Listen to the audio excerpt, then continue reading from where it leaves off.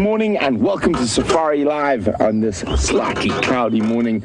It is actually quite warm, 21 degrees Celsius, 69 Fahrenheit. My name is Brent Smith. I have Andrew Joseph Francis on camera with me, and we're in search of the elusive leopard. So for those of you not sure, last night we extended a little bit and Jamie and Steph managed to find Karula. She looked really fat. She'd just gone for a drink, and we're all pretty convinced she's got a kill somewhere in this thick bush that we're sitting in at the moment. And we've come here first thing in the morning to see if we can find her. So we're just listening for a little bit, see if we can hear any crunching of bones. Hopefully, if she does have a kill, it's not all gone already. But it is going to be an exciting sunrise safari. Jamie and Tebs are out in the other vehicle. Scott's out tracking. And we have Kirsten and Nicola in final control. So we're just going to listen quietly for a second. And it's that wonderful still just before the bush really wakes up in the morning.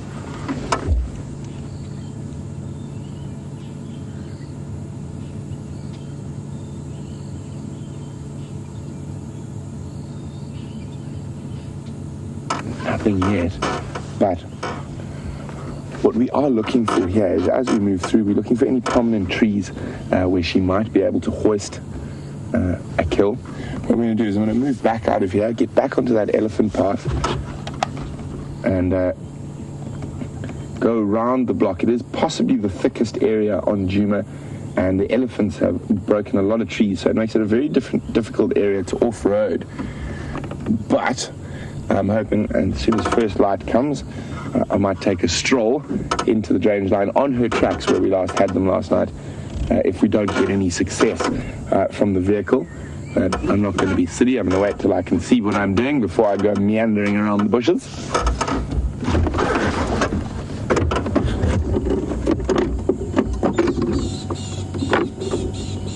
You can hear a little rattling testicular making noise over there. And there's a proper little LBJ for the birders out there. Quite often, a lot of the testiculars you can only identify from their call. And for the new viewers who are not twitchers, I'll explain. A twitcher is a very avid bird watcher, and an LBJ means a little brown job. So very small, dull, indistinct birds. And as I said, often you can only identify them by their call. Rattling testicular is the most common LBJ we get, and we do hear this call very often. One of my old trackers described it as the rattling testicular says, "Kiss, kiss, run away, kiss, kiss, run away." That one is calling for the joy of life, not because it's spotted a leopard, unfortunately.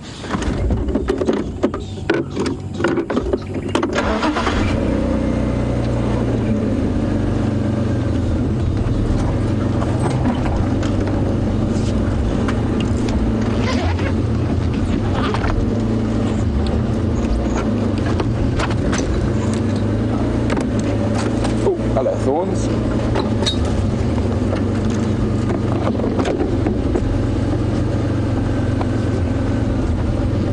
What I'm doing here is I'm utilizing a prominent elephant path to traverse the edge of this very small drainage system, very thick drainage system. So while we do that, let's go say good morning to Jamie.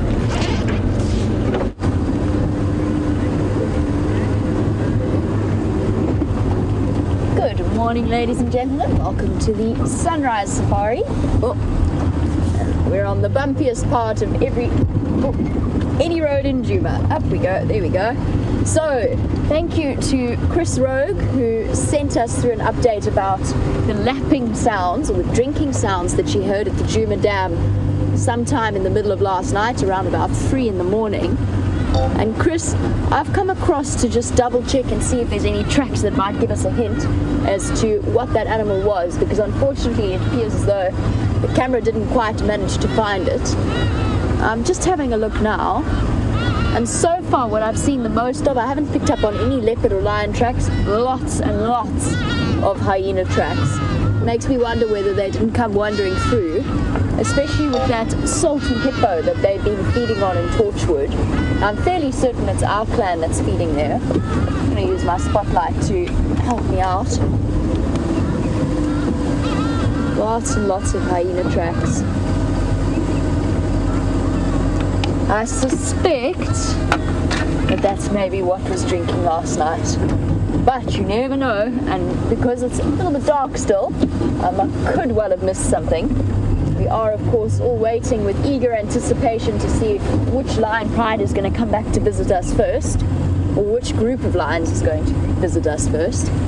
Now, I know that Brent is on his way to look for the Queen of Juma after that brief sighting that you had of her yesterday. And I just wanted to share one thing from my side that I learned from that particular sighting just before you all arrived with Brent. When we spotted her, Steph and myself were out, and Tibbs as well, by the way, who's on the back of our vehicle as our cameraman. And we were sitting at the dam close to Buffelshoek, and she crossed out straight into the road in front of us. But what was actually the most fascinating about that particular sighting was we all looked up because we heard a monkey alarm call. But the monkey alarm call was just once. Rusty, don't do this to me. Rusty is having a moment where reverse doesn't seem to want to happen. Let's try going forward a bit first. But yes, now usually monkeys, when they see leopards, they go into full-on alarm call mode. They bark. That sound that I tried to imitate and sound like Donald Duck, but you roughly get the idea. And he only called once. That monkey it was one, and that was it. And it just goes to show that you actually really can't ignore any kind of sign like that in the bush. I never would have guessed that was the case. And I don't know whether it was because maybe she was lying up at the dam the whole time and the monkeys were actually tired of alarm calling at her and had gone quiet, and then when she moved it was more just a notification to the rest of the monkeys because they all knew she was there. So it was just a quick, hey look, the leopard's on the move. But it really was quite an interesting experience and quite an interesting learning experience. Can't ignore anything out here. You never know what it might lead you to. So far though, the updates on the lapping, only hyena tracks.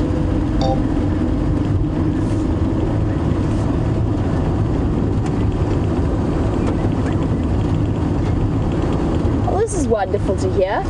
We have a new viewer, so new lady, welcome to the Sunrise Safari.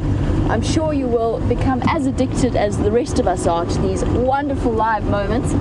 And just to let you know that it says live, so you just never know what to expect. For example, yesterday we were sitting at the hyena den talking about spotted hyena interaction with other predators. And as we were in the middle of chatting about that, 3 wild dogs came racing through and changed the entire pace of the morning completely. It just goes to show there are surprises around every corner. And that's why, although I haven't picked up on any tracks around the pan, I wouldn't be surprised if we could possibly follow up on something like a leopard or a lion. So, new lady, welcome. I'm sure you will be intrigued. There are times when you will laugh and cry, but there is no better way to get to know the individual animals of the Sabi Sands than by joining us twice a day, every day.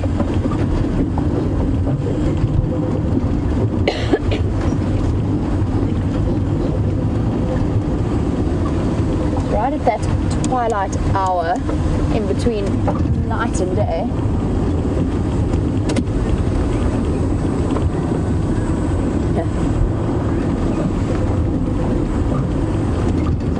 Is a wonderful way that we can actually take you on a safari whilst you are sitting anywhere. And Neva says she's currently on a safari in her office. I know that lots of people watch us to keep them entertained during those long office hours.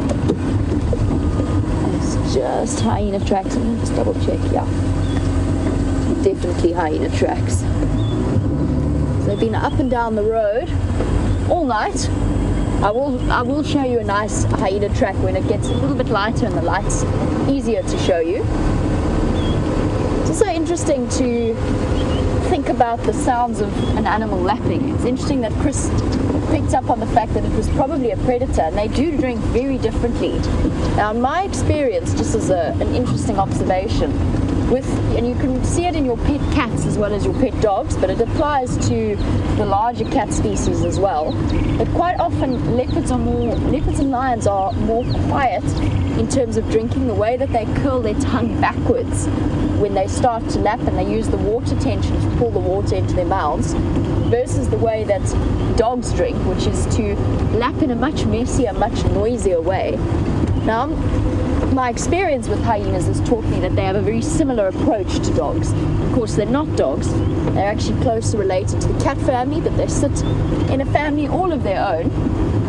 But I imagine that they lap in a much faster way.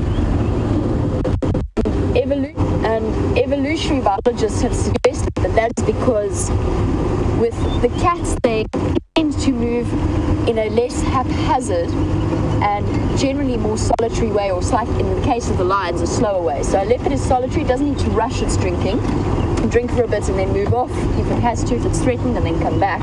Whereas with pack animals, they tend to move around in a much speedier fashion. Good morning, warbirds. Interesting that our pale warbird eagles, one of the most exquisite birds out here. But unfortunately, I don't think that their nest that we've been watching over the last few weeks, I don't think it's been successful. There's no sign of any chicks or any eggs, but look at that. They are such stunning birds. Puffed up, it's a little bit chilly this morning, not nearly as bad as yesterday. You can see how ruffled the feathers are. For new viewers, this is a pale morph. Oh. Warburg's eagle with something stuck in its throat, apparently. I think something uncomfortable in its crop, maybe. But yes, maybe for Mew Lady and any others that have joined us for the first time, what we always encourage you to do is start to keep a list of all of the birds that you can see on safari. I know that Brent touched on a lot of the different species this morning, and maybe some of the smaller species. But this pale Warburg's eagle is only really about 5 or 10% of Warburgs that actually take on this pale colouring. The rest of them are a more tawny coloured brown. There's a mated pair that returns here every single year. They are migratory birds. And if you're looking to identify them when you go on your next safari, or maybe you just have a look at the bird that you see on television, look at the little crest. I'm going to stand on one leg, pretend to be a one-legged bird. Look at the little crest on the top of the head, and look at the very short, square nature of the tail. And that's quite a good way of identifying Warburgs. They're true eagles, which means they've got feathers all the way down to their feet, and with this wonderful camera, it means that we can actually see that quite clearly. So feathers tucked all the way down to their toes, but quite a small little eagle species. So just a little bit bigger than a goshawk, or close to the size of an African hawk eagle. And then the dark eye and the half yellow, half black bill. Wonder what's up with this Warburgs. What have you been eating? And of course, swallowing little rodents and amphibians whole means that you could wind up with a couple of bones uncomfortably lodged in places. I always find the anatomy of birds incredible. You can see the way that it's fluffed up, that down layer of feathers to help to insulate it. I wonder where its mate is. We usually see the pair of them. They're both pale morph Warburgs. And as I said, they migrate here every year, apparently. This particular pair, they return to the same nesting site. Their nesting site is about 100 meters behind where I've just come through. And no sign of any chicks or eggs in that nest. And of course, Dead trees like this make for a perfect and beautiful silhouette. There's a reason why we see raptors sitting on the edge of them, and that's because they can take off unencumbered by any kind of foliage. It makes for a good vantage point. They can survey the land using those incredible binocular eyes, but without running any risk of being tangled in leaves or thorns. I know that Brent is desperate to go out tracking on foot, but let's pop over to him quickly so that he can update you on his progress. So we've checked the majority of the way around this. Oh, I thought I saw something in a tree block. We're just very carefully checking the main access road now. Make sure she hasn't crossed, or if she does have a kill, it's not to the western side of the road. So join me as we just check around a little bit. If we don't get anything, it's light enough now that I can go have a stroll and try to find her on foot. So there's a lot of prominent elephant paths here that she might have used.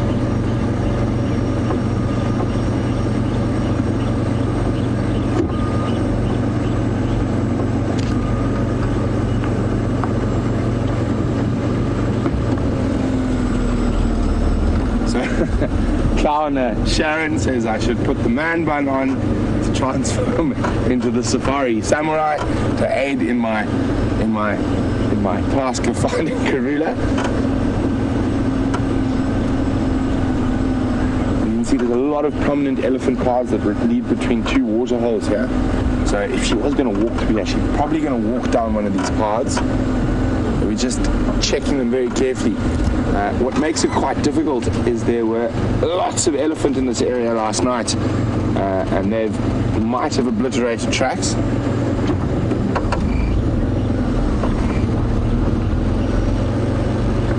But so far so good. Well, stay with me. We're just going to do one little loop around back to where we saw her last night. Now that it's a bit lighter, you never know, we might spot something in the tree from a distance.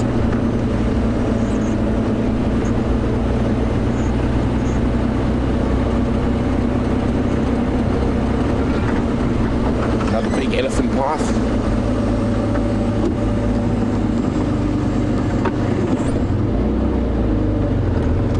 Okay, so she hasn't crossed there. So let's make our way around back to where we last had her. So fingers crossed. It has been a bit dark. There's a possibility I've missed tracks, but I'm pretty confident I didn't. So fingers crossed she's in this block. It's quite a small block, probably 10 hectares, 22 acres, somewhere around there. So I should be able to cover it on foot relatively quickly, which will hopefully produce a leopard for us.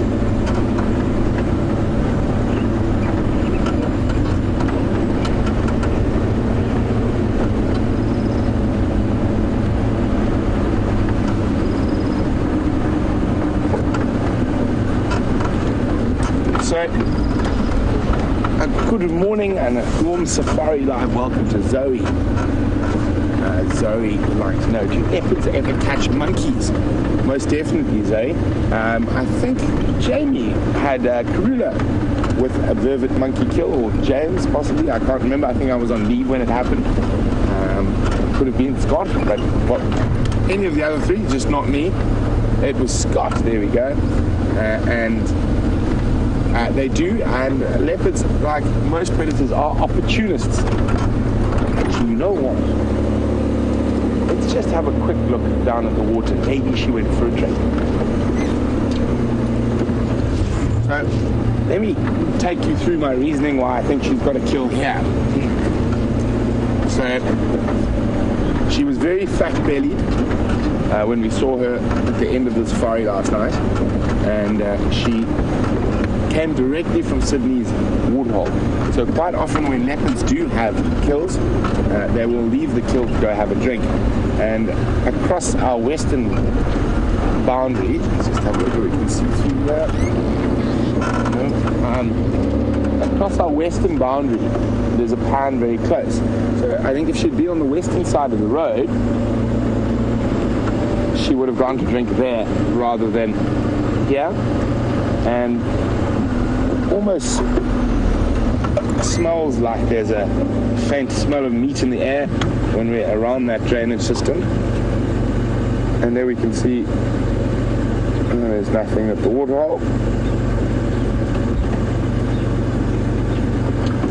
There we go. So let's go back.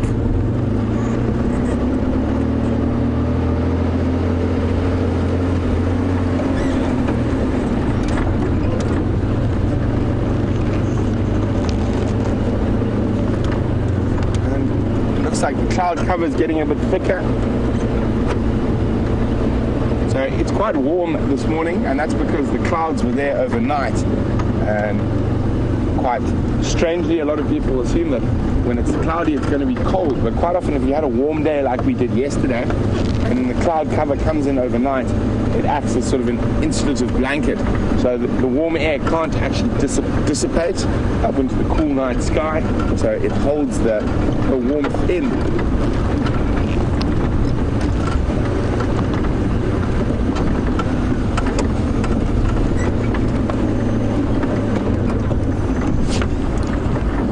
So here we have a very prominent elephant path, and Joel in New York is wondering why these are called elephant paths. Well, Joel, because they're majority of the time they're maintained and made by elephants who walk these routes between water and feeding points regularly. You can see there's quite a few of them around here and they crisscross each other. But we're getting to the spot where we had Karula last night. Andrew, can you smell any meat? Negative.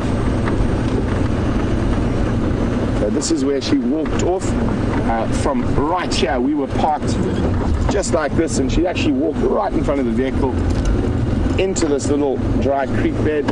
So I'm pretty sure, I'm confident I'm going to be able to find tracks on this nice soft sand.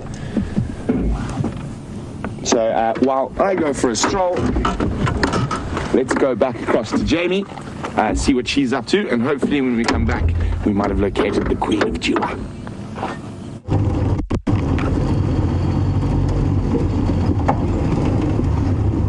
Whilst Brent goes wandering, we have made our way across to the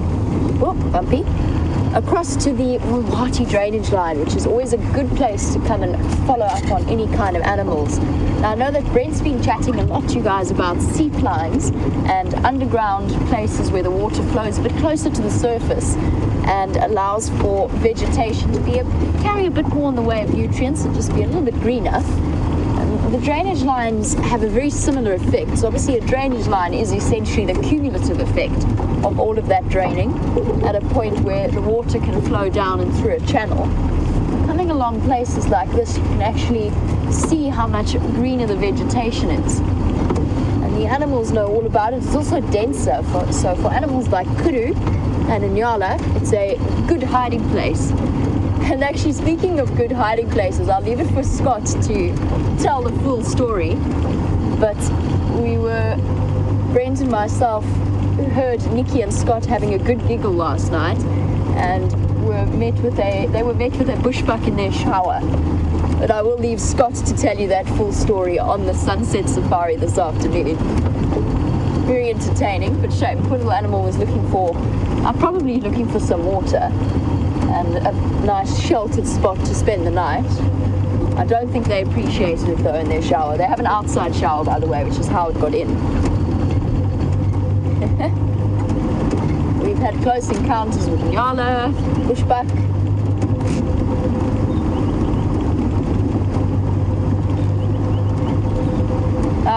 I'm laughing about it, and I'm sure Scott will touch on this when he chats to you this afternoon. Bushbuck are actually they can be quite dangerous little animals, especially this one in particular was a male.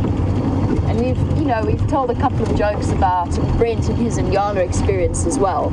It's important to remember that these animals, even something as small as a bushbuck, just fairly tiny for those of you who are new viewers, one of the smallest species of the antelope that we see out here, they're still incredibly powerful. much, much stronger per pound than we are. And also in fear can be even stronger. The strengthening effects of adrenaline is not a force to be trifled with. It's the same reason why when we're out walking, and I'm sure Brent will be doing this as we speak, we walk around things like burrows to avoid warthogs dashing out. And it's not unheard of for bushbuck to have maimed or killed people in the past. Hey, there's our Birchall's cuckoo. He's not going to settle down though. I have a constant battle with this Birchall's cuckoo on this road. Lives on Vulture's Nest, and I'm always trying to get it on camera, and it always disappears off into the vegetation as I come through. I can see you. I can see you.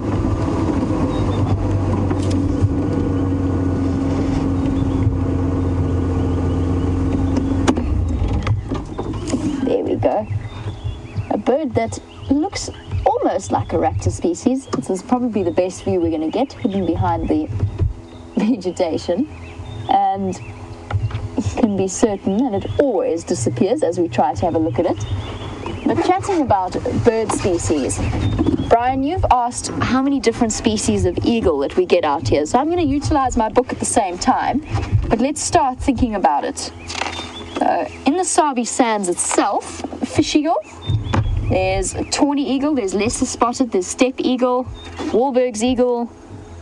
I know I'm forgetting a whole load of them. Fish eagle is not quite a true eagle, obviously, because it doesn't have feathers all the way down to its feet. Let's go through just a quick summary. So we'll definitely get a lesser spotted eagle around here. It's very similar in shape and size to a steppe and a tawny. Very easy to confuse them. There's a tawny, this is a steppe eagle here, and then a tawny eagle below it. You can see how very, very similar they are in terms of shape and color. And we've got the Wahlbergs right at the bottom, that little Wahlbergs we were looking at. So what's that? That's 5 already. Booted eagle on the list, although I haven't managed to see one or get one on camera.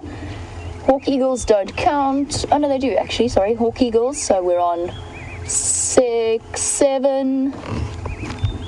Could get an Ayers hawk eagle. I haven't managed to here, but we could get one. That's 8. Long crested is 9. Lots and lots of different birds. Could get a crowned eagle if we were really lucky. Again, not one I've managed to get on camera. And the biggest of them all, the Marshall eagle. Absolutely huge, wingspan enormous, and close to 1 meter in height, so close to 3 feet in height. A bird that's capable of taking down even the antelope species. I lost track. How many was that? I think that was at least close to 10. So Brian, those are the main species. That was a bit of a whistle-stop tour, but we're always trying to add new ones to your list.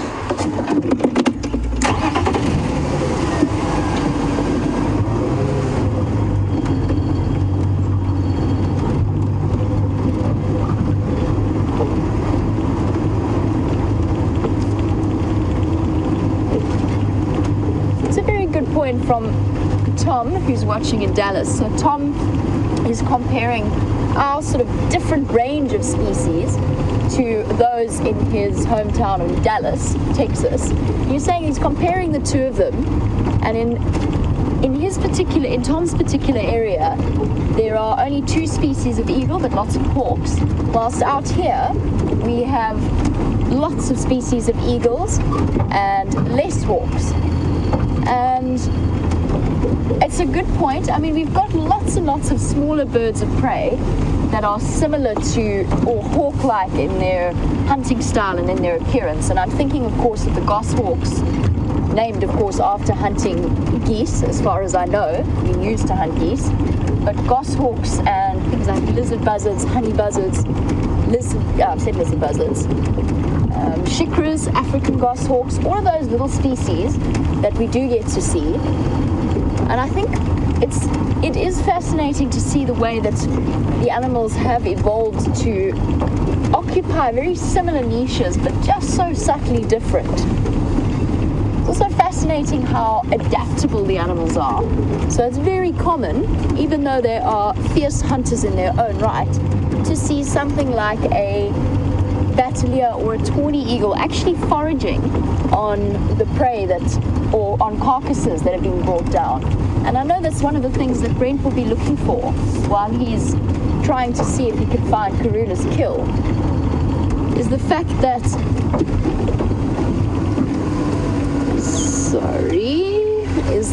is looking for signs of birds of prey.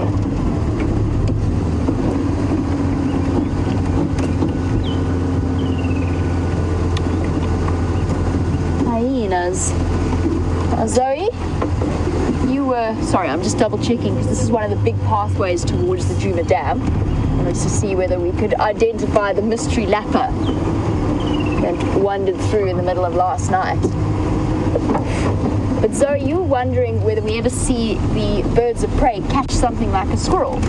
I haven't seen them catch a squirrel yet, but I have seen squirrel frantically alarm calling at the presence of a bird of prey. I've yet to see them catch a squirrel, but we have had some incredible sightings with them.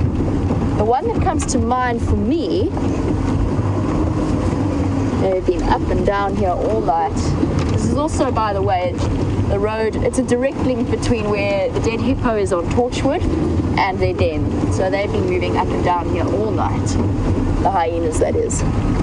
Sorry, Zoe, the one sighting that comes to mind for me was a goshawk that had killed a francolin, which is also something that always amazes me because the disparity in size between that tiny little African goshawk and the francolin itself, which is quite a big bulky bird. It's impressive to see that they are capable of hunting such prey. It does happen, we do get live kills. The very nice woodlands kingfisher in front of me, since we are discussing all of the beautiful bird species that we get out here. And with this incredible camera, you get to see all kinds of things that we might not usually get to see, including the heat wave coming off Rusty's engine. Now, watch the way that this bird is looking around it.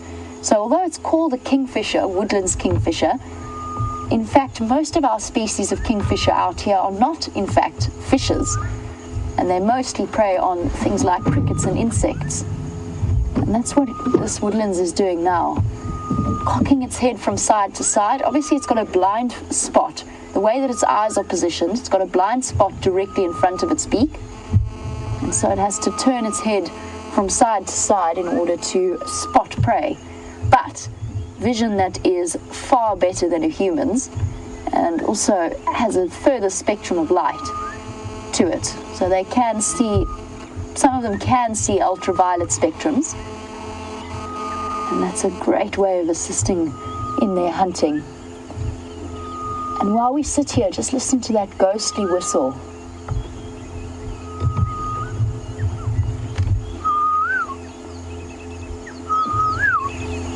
That's a grey-headed bushshrike hiding somewhere in the vegetation. Are you going to catch something, kingfisher? They are such stunning birds and very, very easily identifiable with that bright blue and black, and then the red on the top half of the bill and the black on the bottom.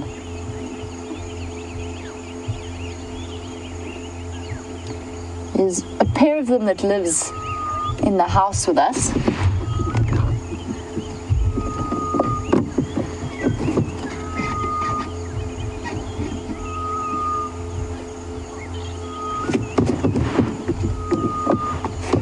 Now, the wonderful thing about this particular camera is that we get the most extraordinary views if the bird decides to sit still long enough for us to look at them.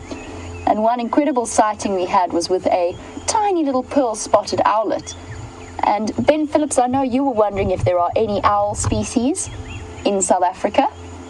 And for some reason, the word owl in a South African accent is a real struggle for a lot of people. So I'm talking about O-W-L, owl. And yes, Ben, we've got lots and lots of different ones. One of them, or a couple of them actually, are the size of this tiny little kingfisher. And we get some really small ones. So things like the Scops owl, the pearl-spotted owlet, or the African barred owlet as well. And we always have a look around for those. And then the common species, or the larger species that you might see out here, would be a, done being on camera, would be something like a lesser spotted owl, eagle owl, or a Verreaux's eagle owl. And Verreaux's are incredibly big, powerful birds, beautiful birds. I know Scott managed to get one on camera. There's a pair of them that used to live around the dam. We used to hear them fairly regularly. I think they've started moving a little bit in terms of their territory. They are territorial birds, but they do have enormous territories. I'm talking about 2 miles worth of riverine vegetation. So yes, you could well see an owl. We're always on the lookout for the little owl species as well, especially first thing in the way of reducing competition with the larger species of the nocturnal owls. The little owls have evolved to become crepuscular. So they come out in the morning and just at that little in-between time to avoid competition with the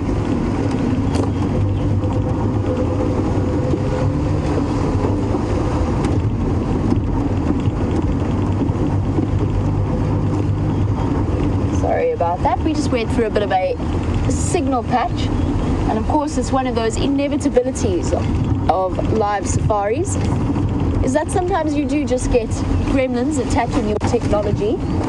That's to my best understanding of it. We go through bad signal patches that just our signal dips. Yesterday when we drove along this road, Steph spotted a fresh excavation site by an aardvark, and I wanted to see whether there's any sign of it returning home for the night. It's tucked in the drainage line. It'll be tricky for us to get to, but we might be able to have a look and just see. I still haven't managed to see an aardvark, although it's not really the right time of year. You need it to be a little bit cooler, and they start to come out earlier in the evening. What have you seen? What's wrong? Very alert little inyalas. Mom's relaxed.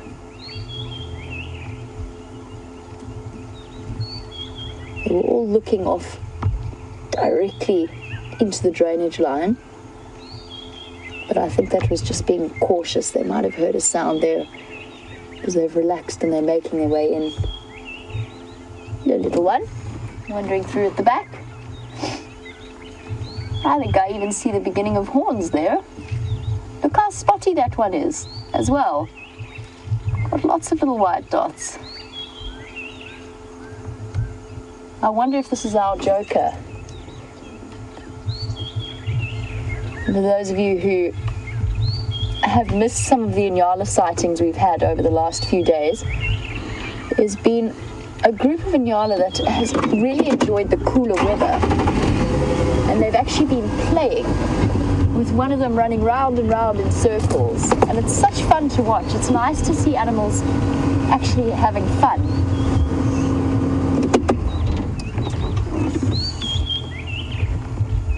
Just watch the way that they approach the thick vegetation.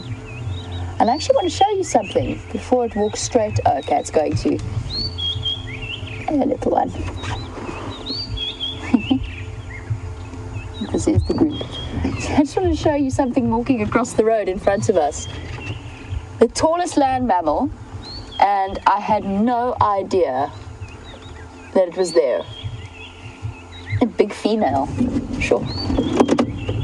Let's try and catch up with her. Just to let you know, she was standing right behind where the Inyala were. It's amazing how an animal that big can disappear in the way that they do.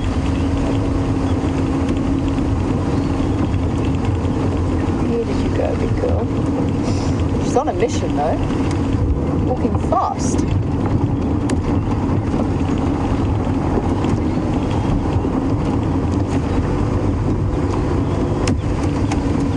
It's okay, girlie.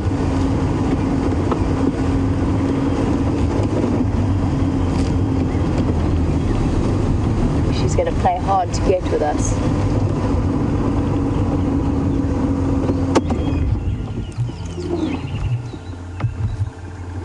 It's a very large female giraffe. It's one of the biggest I've seen on Juma. And how to tell it's a female? Well, that's the best way. Quite obvious in giraffe.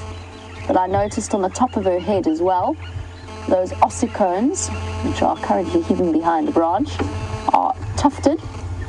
Look how dark she is as well. It's a very mature female. It's not often that you get to see them this dark in color. And there you can see the oxpecker underneath her tail, targeting all of those ticks.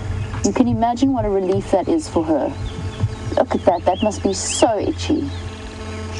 So to have a helpful bird friend, oh that's, sorry Ted, can you go back to oxpecker there? It's a juvenile. The one on top has got a black beak, you see that? It doesn't look like our typical oxpecker friend at the bottom, and that's because it's a juvenile oxpecker with a dark beak. Combing through her fur. Oh, there's another one. 2 juveniles. Cool. I'm doing this giraffe female a huge favor in terms of ridding her of those itchy parasites. I always find it fascinating to watch their technique as well. For those of you collecting your bird list or checking off your bird list, these are red-billed oxpeckers, even the ones with the dark-colored beaks. There we go, that's the adult oxpecker. We get 2 species, we get the yellow-billed and the red-billed. It's much more common to see the red-billed with their wonderful yellow ring around the eye. And what's nice is we can actually see, watch the way they work with their tails. You see how those tails bend forward like that? So the tails of oxpeckers are unusually enforced or reinforced. So they're very, very stiff. And that gives them an extra support system because as you can imagine, holding on at such odd angles is sometimes very tricky. Oh, the tail's not the best place to, yeah. Swung it away. But yes, their tail feathers are reinforced to help to balance them on the animals. Thank you, girl. She's being a little bit camera shy, moving off into dense vegetation. We'll leave her be for the morning. But a nice brief look at the fairly mutually beneficial relationship between oxpeckers and the mammal species out here.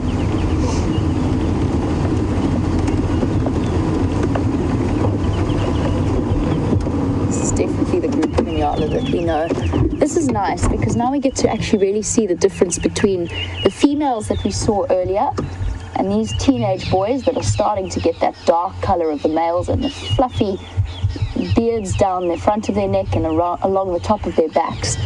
They're still young, their horns are only just starting to grow, but there's a nice comparison in terms of color. So for the Inyala species,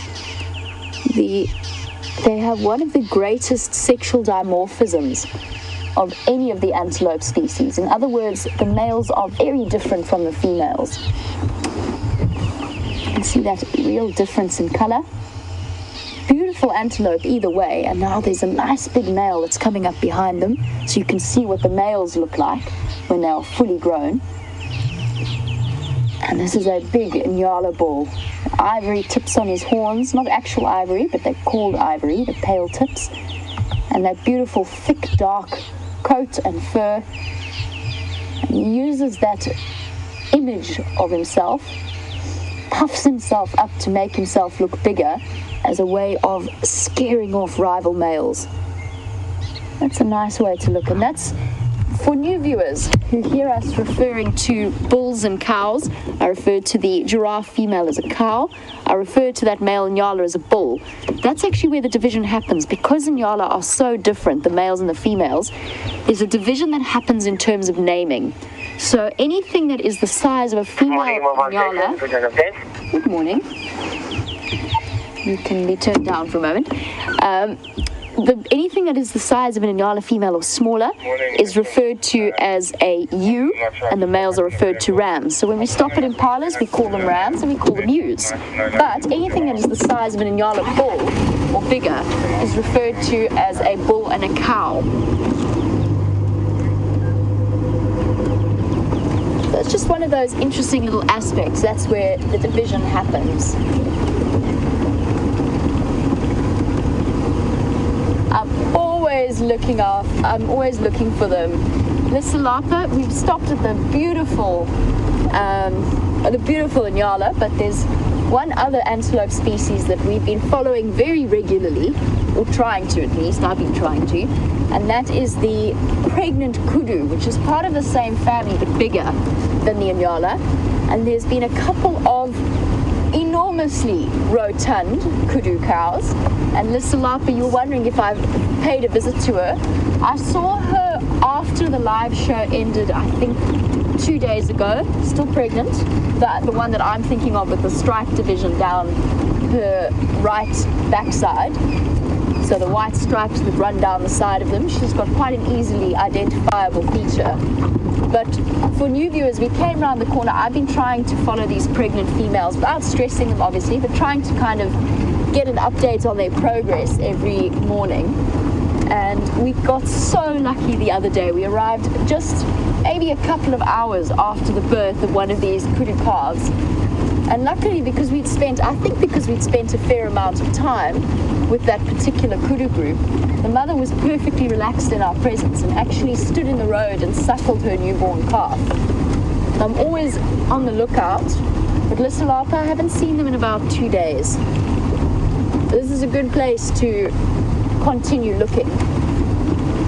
They move in a wider area than that Inyala group does. So that Inyala group is the one that we've seen regularly around Inyala Road South, funnily enough, this particular road, and around Central Road Junction. They love that area. But the kudu, actually, their movements range a little bit further. It has been fascinating, though, to learn a little bit more, because I've been paying attention for the first time in my life to specific identities of Inyala and kudu. I've actually learned a great deal about the way that they move.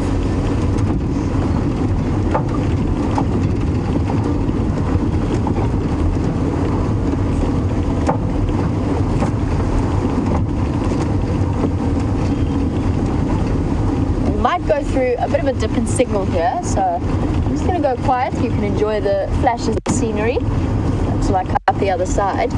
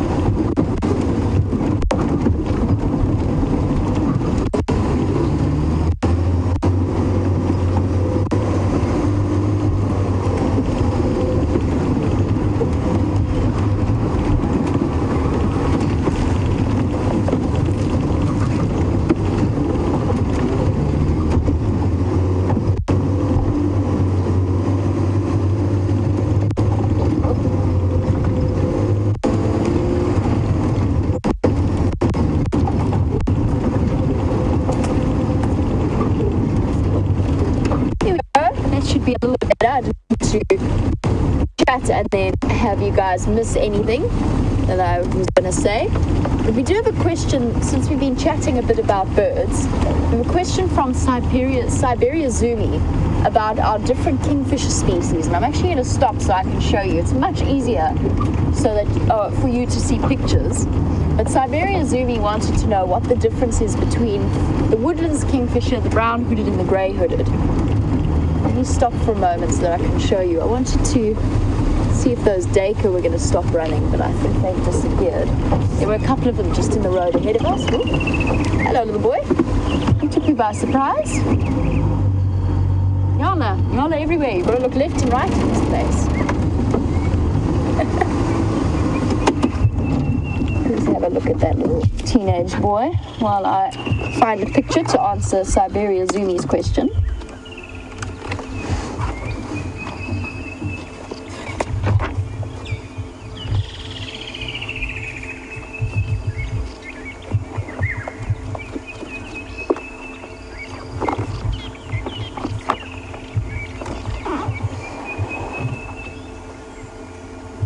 nibbling away on breakfast.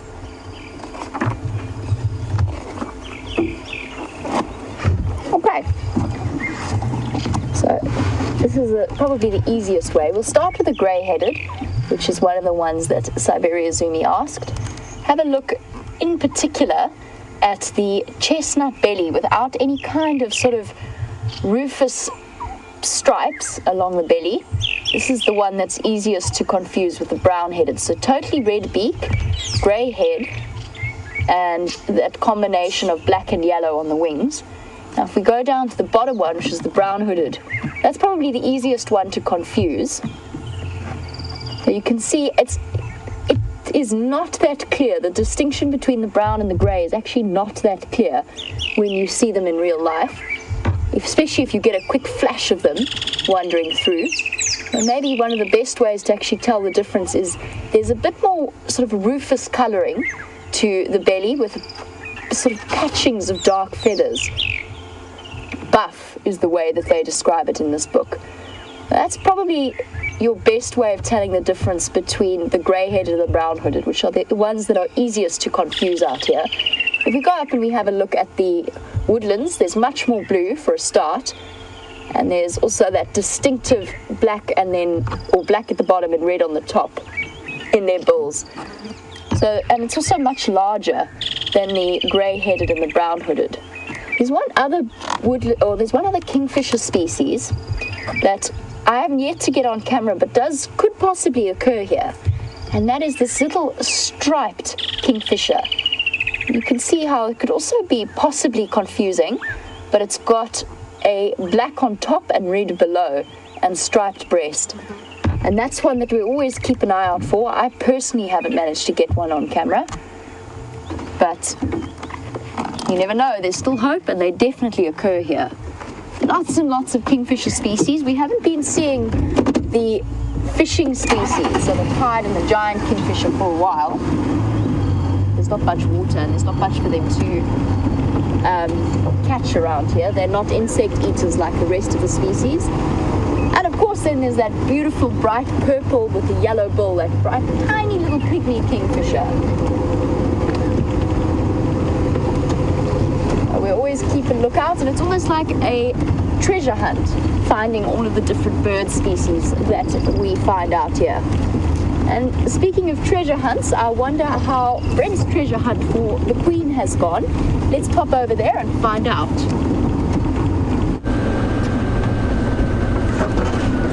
So unfortunately no leopard, but there's quite a conundrum happening in that block.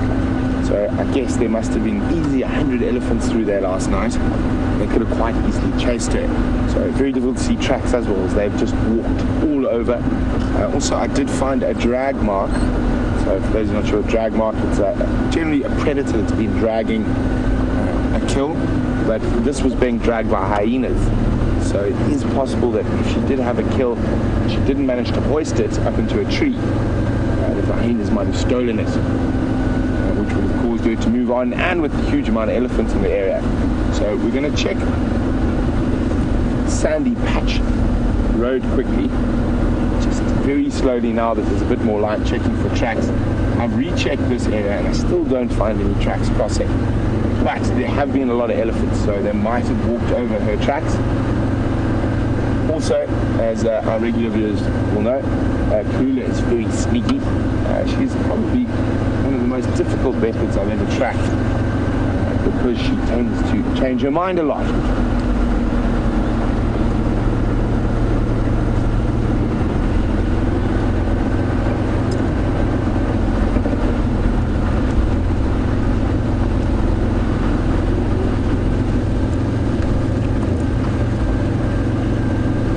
So a very warm safari alive, emphasis on the word live there.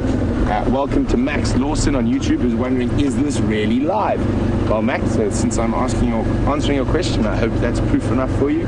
Says really likes the channel, but wondering how we stream it. Now, Max, that is for greater men than you and I feel.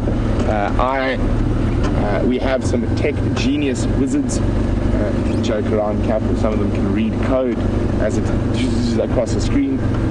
They're able to beam a signal behind us We have an antenna which beams to a repeater, which then beams to our final control, which then beams. Where does it go next, Andrew? Do you know? Somewhere In the UK? I thought it went to Dubai or something. It goes somewhere, then it goes somewhere else. Oh, it goes to London. There we go. It goes to London, and then from London, everywhere else. water to Yes. USA. And then to Utah in the United States. There we go. So I could not begin to describe how it gets there. I just know it gets there, and that enables you to join us on a live safari twice a day. Stick to the things you know. I know about lions and leopards and elephants and things. How to make a video stream across the world. Definitely out of my sphere of knowledge.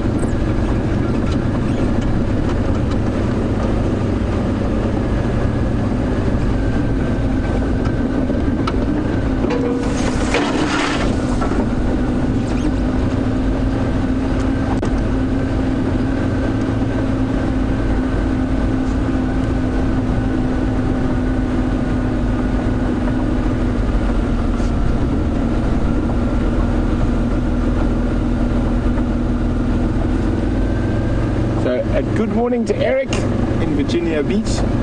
Just since we're starting the drive, he'd like to know a little bit more about Djuma. He said some of the road names seem to have been named after people, and we'd like to know who is Zoe, Philemon, and Gary, and there's another one actually, Rebecca, as well. And well, Philemon, I'm not sure. I've actually recently been in contact with Yuri and Pippa, who are the owners of Djuma. And after our little history discussion, it sort of got a bee in my bonnet. And I've asked them to send me some information about the history of Djuma itself, not so much the general history of the Southern Sands. So as soon as I get that, I will share that with you. But Zoe and Rebecca are Yuri and Pippa's daughters. That's what those roads are named after. And Gari is actually the name of the farm. So a lot of the farms in this area are named, have English names. And if you go look at the sort of original maps, or the maps that hold the names of the farms, obviously they've all changed.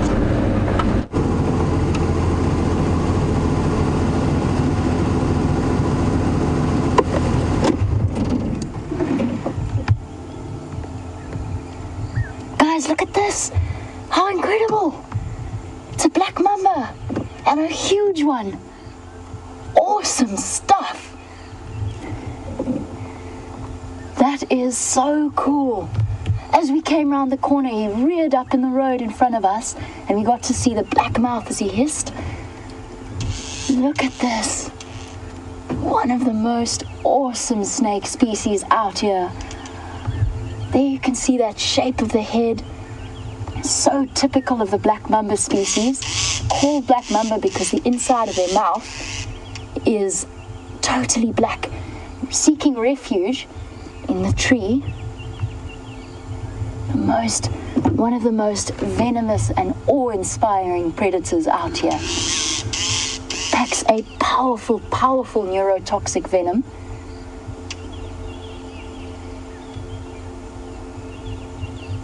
And I can see it moving through. This is incredible.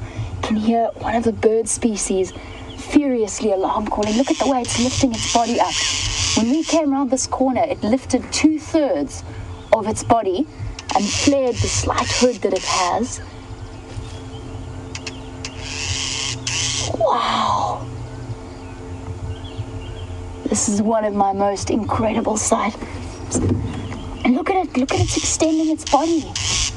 That is such strength, reaching up into the bush willow. Oh, that is incredible. Look how long it is. 2 meters easily. 6 feet of pure muscle. What an incredible moment. Yo, my heart's beating quite fast, actually. There's nothing like having a snake rear up at your bonnet in surprise, but all that was, they have this terrible reputation of being aggressive snakes. And yes, to an extent, but the only reason he reared up at us is because he felt threatened. You can see the smooth scale, that olive color, and the black dots on his belly. He's starting to calm down. Oh, I hope Cheesy Cheetah is watching. Look at that. Coiled, ready to spring. Oh, what a beautiful animal. And Ariel, yes, they are. They're not poisonous. Poisonous is when something is eaten and has a toxic effect. They are venomous, which means they inject or bite poison. They've got powerful front-facing fangs. And you're looking at one of the most venomous snakes that we have in South Africa. One of the top 6 most deadly species. But, that being said, one that is incredibly beautiful. So the venom is neurotoxic. It attacks the nervous system of the species that its prey species. Wow. Look at the way it's bobbing, using that flickering sensory tongue to guide its movements.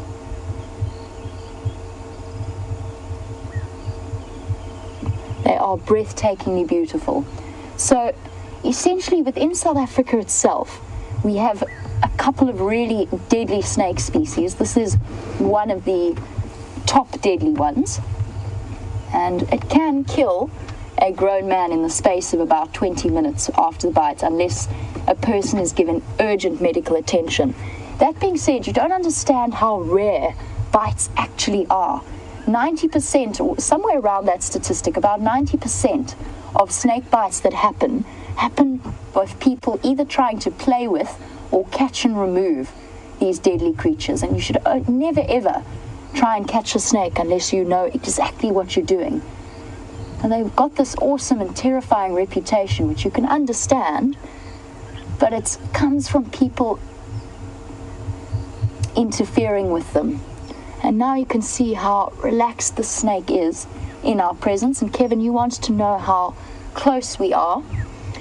We're far enough away that I feel comfortable. It does happen that you occasionally surprise them in the road. Tibbs is going to just give you a rough idea, since he's not going to disappear just yet.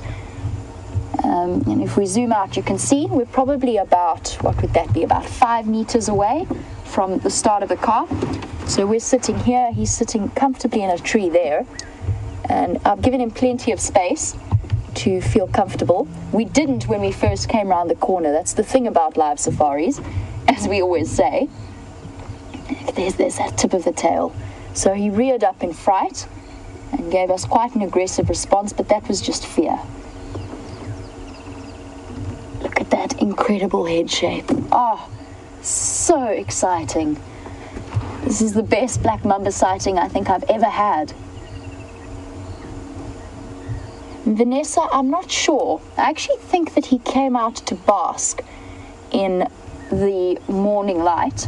Vanessa wants to know if he was after something. Could be. It could well be that we interrupted some kind of hunt, but I think generally when a snake is stretched across the middle of the road, as he was, it's because they're looking for warmth. So as ectotherms, they're reliant on the external temperature to moderate their body temperature. Look at that power. Doesn't look like he's eaten recently. There's no strange bulges that would indicate a recent meal. Now that snake is longer than I am tall. In fact, I'm fairly certain it's longer than Brent is tall. And pure muscle. Look at the way it guides its head forward, holding up its body weight. You can see the slight hood.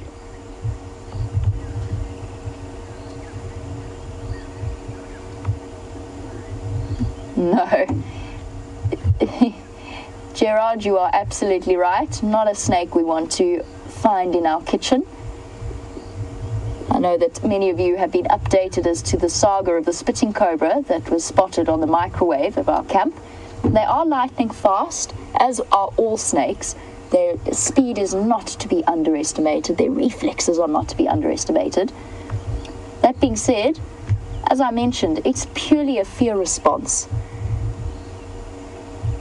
that causes them to lash out at people, and it's actually incredibly unusual for a person to be bitten. It does happen. It is one of those aspects of life out in the bush, and I'm sure if there are any viewers in Australia, you're also very familiar with the more deadly type of snakes that occasionally... Oh, he's got an injury there. What is that? There's some kind of puncture wound there on his side. You can see the smoothness of the scales. I love snakes. I think they're extraordinary creatures.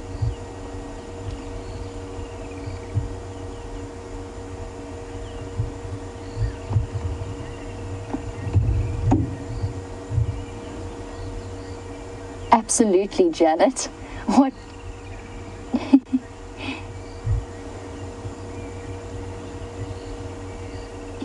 Janet, who's watching in Canada, Janet's going to be paying us a visit soon, coming across to Voyatella, which is the lodge on Djuma where we operate. And Janet, you're wondering who's going to make sure that he isn't a companion in your room. It definitely is, by the way, Janet, the best mamba sighting I've ever had in my life, actually. So I'm glad that you're enjoying it. And don't worry, there are plenty of staff members that double-check the rooms beforehand. There are screens all across to keep them out. And again, very, very unusual to find them in human habitation. They're actually terrified of people. I mean, this is unusual, to see a black mamba of this size. And there you go, Wicked Blue Band. You wanted to know how rare this is. Well, this is the first time I've ever had a black mamba sighting like this.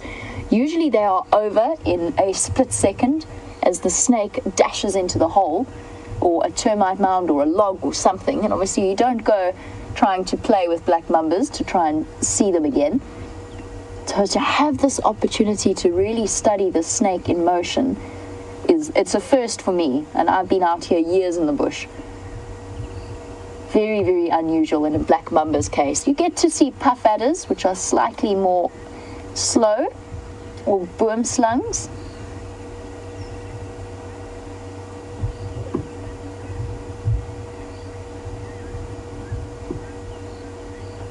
And Susan, you were wondering how far it could lunge if it wanted to. And Virtual Tourist, you were saying how fast can it lunge, because it makes you a little bit nervous. In terms of how far it can lunge, it can lift up about 2/3 of its body weight and strike forwards. I can't remember the exact speed, but I can say that it's faster than any kind of lightning reaction that we might have. Luckily, my foot came down on the brake very quickly, because I would hate to have injured the snake, which is what we would have done, which is why it reared up in the first place. In terms of... But we've not given the snake any reason to strike. We've also given it plenty of space now. It's moved off into the safety of this tree. It's still slightly flared around the neck, which I think is either in response to us or to some other kind of threat. I haven't seen any birds mobbing it, so I think it's still feeling slightly unsettled at our presence. But it's relaxed enough to be in that particular bush willow and not to have escaped off.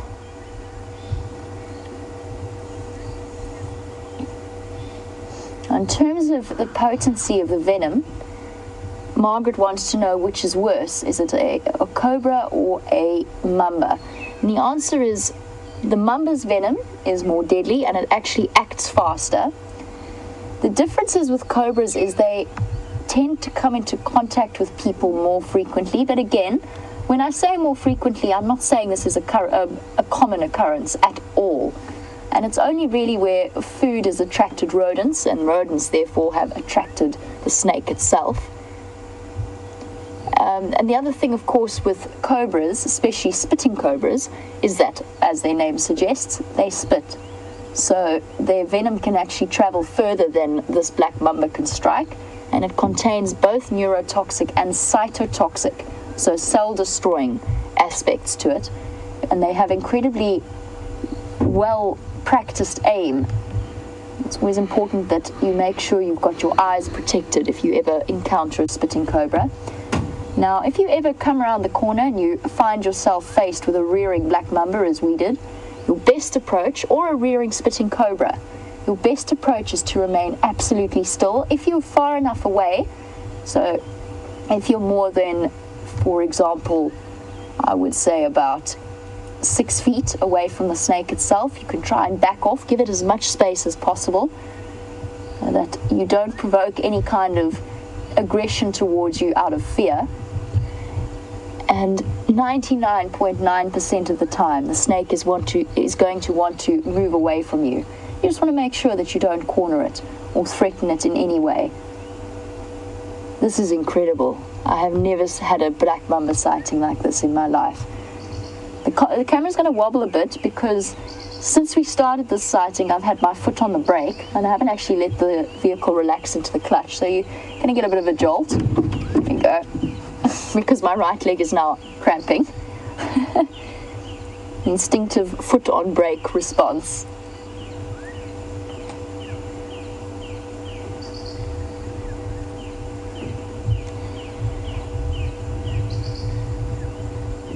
And Monkey Man and Ian, you're both sort of wondering a bit about the size. So I would say that the snake is 2 meters long. It's coiled up in the tree at the moment, but when it was spread out earlier, it looked to be about 6 feet or 2 meters in length, from tip of tail to tip of snout. It is one of the biggest black mambas I have seen, which makes it absolutely stunning. Not many of them get to survive to this incredible size. In terms of diameter, I'm trying to think of a nice comparison for you. Apart from my skinny wrist, which is about how thick it is, at its thickest point. Let me try and give you a perspective, Tebs, if we can zoom out. I'll give you a rough idea in terms of my hands. So, Ian, at its thickest point, it's probably about close to the size of a tennis ball is maybe the nearest comparison I could give. That would be at its widest point, which is in the center of its body, and pure muscle. No, sorry, Tebs, you can go back. I'm done with my scale comparison. Just ducking my head out of the way. The strength of that body when it moved across, first of all, when it reared up in front of us, and second of all, when it moved into the tree, is breathtaking. Absolutely breathtaking.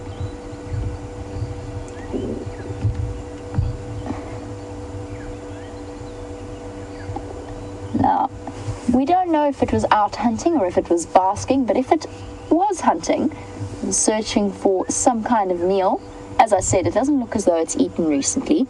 Kathy, you were wondering, what do black mambas eat? And anything from rodents to birds, which is why they quite often get mobbed, although very carefully, by the bird species out here. They can eat birds. They will raid nests if they can. They will eat amphibians like frogs. And obviously for those tiny animals, an injection of that venom is almost an instant death. It's actually a fairly merciful one. The animal goes straight into paralysis and probably straight into shock as well for small animals of that size. Now, the nice thing about mambas of this length and this maturity is that they've got incredible control over their venom glands. So for a snake, producing venom is something obviously that their body has to put physical effort into. But quite often when they strike, when they are this size, because of the control that they have over the amount of venom they secrete, they will give you what's known as a dry bite. If you are incredibly unfortunate and do get bitten, they do often dry bite, which is almost like a warning and a way for them to not waste their venom. And actually the more dangerous ones to catch are the babies that have no control over the amount of venom they produce.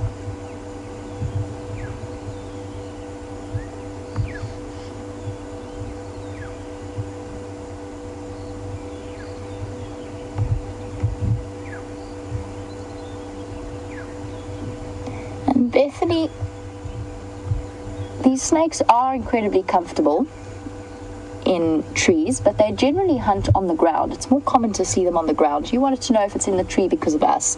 Yes, I think it is in the tree because of us, if I'm honest. Although it might be getting a nice perspective in the world. Hello. Yes, hello. Yes, you're beautiful. Looking at us through the branches. Bethany, I think it is at this point in the tree because of us. And once we finish with the sighting, what I'll do is I'll back off and give it plenty of space to decide where it wants to go from here. It would probably be more at home hiding in a termite mound or a termite hole or underneath a log.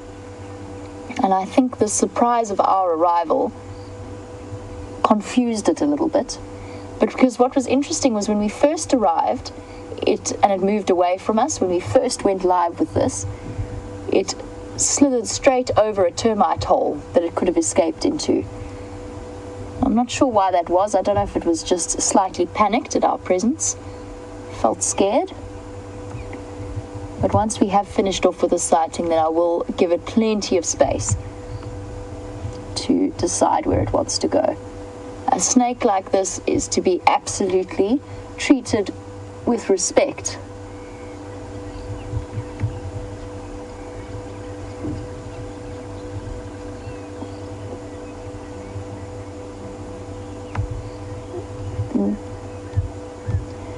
Both Joseph and Mauricio were wondering if it has any kind of enemies.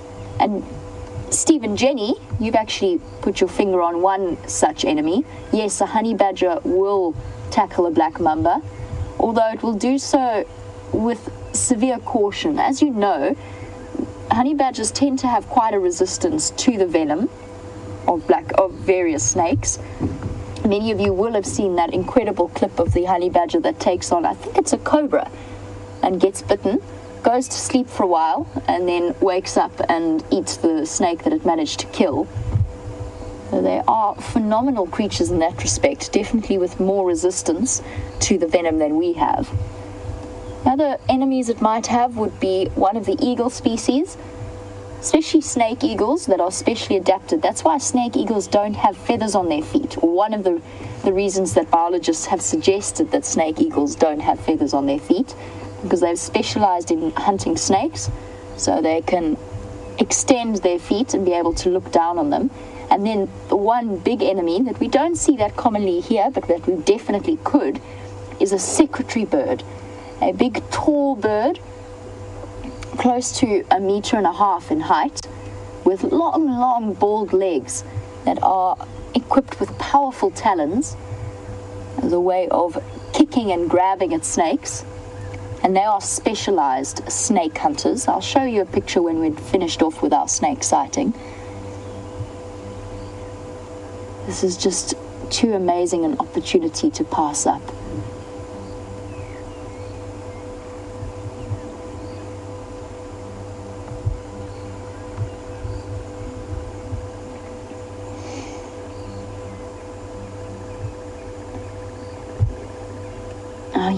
He or she, I've kept referring to him as a he, but to be completely honest, I have no idea. And Bob G, you were wondering if there's any way to determine the sex of a snake. And no, with mambas and cobras and all of the newly evolved snakes, or the more advanced snakes, so not like a python, which is one of the oldest species of snake that we might get out here, which I'll get back to in a moment. But Bob, there's no way without examining the cloaca, or the opening, which sits about 2/3 along the tail on the underbelly. Without being able to observe that opening, you wouldn't be able to tell the difference. And even then, for both males and females, their genitals are enclosed within that cloaca. So it would be short of catching the snake and having a closer look, or examining it under different conditions, we wouldn't be able to tell. They have no external dimorphism, and there's no real link between size and gender.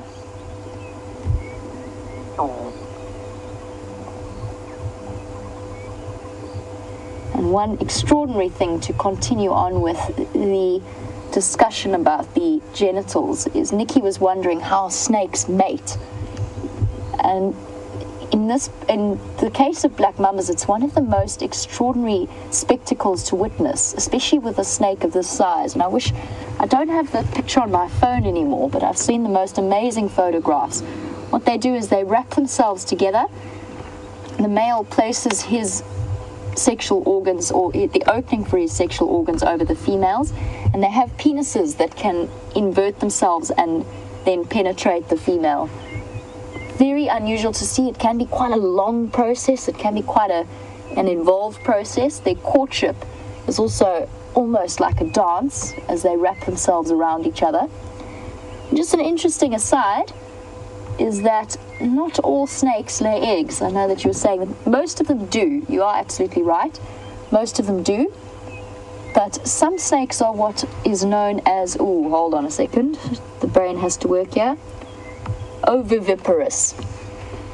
Now what that means is that the youngsters develop in eggs within the mother and then actually hatch before they are born. I'm fairly certain, I need to brush up on this now, and of course my brother would know. He was the snake expert in our family. I'm pretty sure puff adders are oviviparous. I could stand corrected on this. For mambas, they do lay eggs, as far as I know. You have to double check that though. I can't remember now off the top of my head which snake species lay eggs versus giving birth to live young.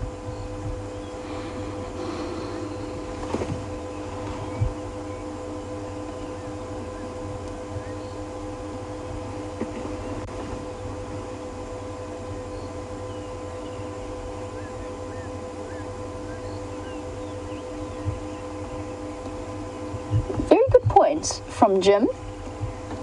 And why, when we're looking at a grey snake or a sort of an olivey grey snake, do I keep referring to it as a black mamba? Why is it called a black mamba? And the answer to that is what Tebs and I got to see, which none of you did, was as it raised and flared that slight hood and opened its mouth to hiss at us as we came around the corner, the inside of their mouth is pitch black, which is a very, very intimidating sight. Something fascinating to see, and that is where the black mamba name comes from. It's got nothing to do with the color of the snake, and it is deceptive. I can understand why when you hear the name black mamba, particularly with the reputation they inspire, you might be slightly afraid. It's okay, guy. It's all right.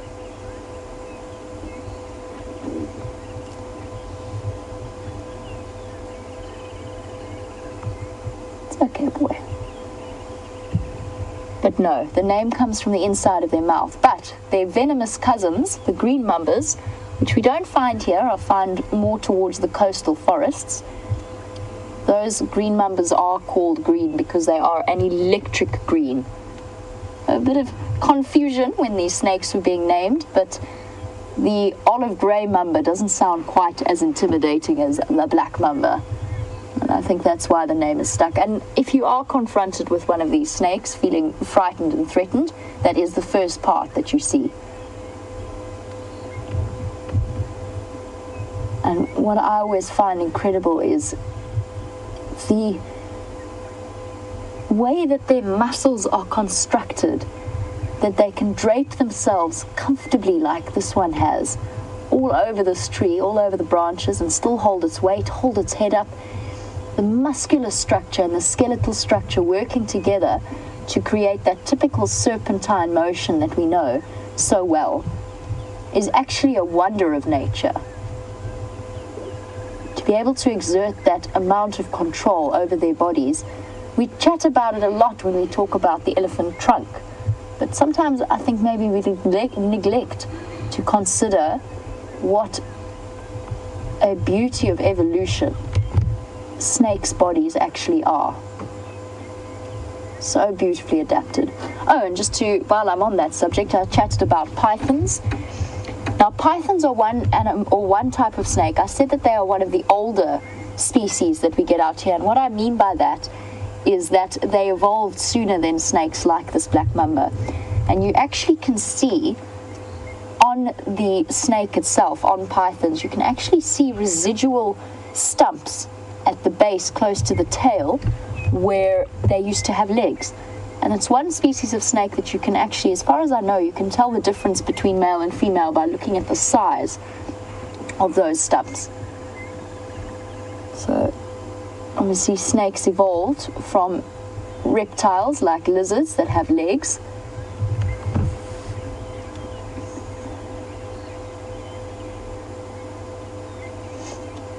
Now, snakes have the most extraordinary senses. Every now and again you'll see his tongue, forked tongue, flicker out and test the scent particles. And Tammy, you were wondering why he's doing that, he or she. And the answer is very similar to that phlegm and grimace. Now, we've spoken a lot before about the phlegm and grimace in mammals, which is where they go and they test a scent and then they scrunch up their faces. And that draws the scent particles into a specialized organ that sits on the roof of the mouth. Now, in snakes, that organ is incredibly advanced. So at the top of his palate, he's got an organ known as the organ of Jacobson. And essentially what he's doing when he flickers his tongue out like that, or he or she, is to catch scent particles in the air and actually build up a picture of what's happening around him. It's almost like he can taste and see the smells. So what that's doing is adding to the perception, and they've got very sensitive organs of Jacobson. Their senses of smell and taste are phenomenal. They've also got eyes. Obviously they don't have external ears, but they do have ways of detecting vibrations. And what's happening here is his brain is processing all of the information between the taste of the smells, if you can imagine it like that, the heat receptors that are around the snout, his vision, which is not as good as, for example, a bird, except the exceptions there are the tree snakes. So boomslangs and vine snakes have exceptionally good eyesight, but for mambas, their main perception of the world is in heat reception and smell and scent that they're tasting. Essentially, the snake is building up a picture of its world with its tongue. It's looking at us with its tongue, if you can imagine it like that.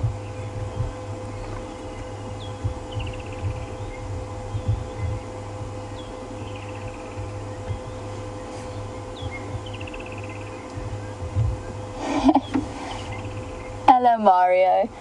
Mario is one of our 7-year-old viewers. Mario, you wondering why the snake is looking at us like it wants to eat us? And you're asking whether or not I'm scared. Mario, I'm not scared because he doesn't want to eat me. He wants to watch me. He wants to make sure that I'm not going to come and attack him. He's scared. He is far more scared than I am. And in fact, once we've finished off with this question, I'm actually going to back off and let him move away comfortably because I think he feels trapped in this tree with us being here and can't quite decide what to do. Mario, I'm far enough away that he can't get me, and snakes don't attack people.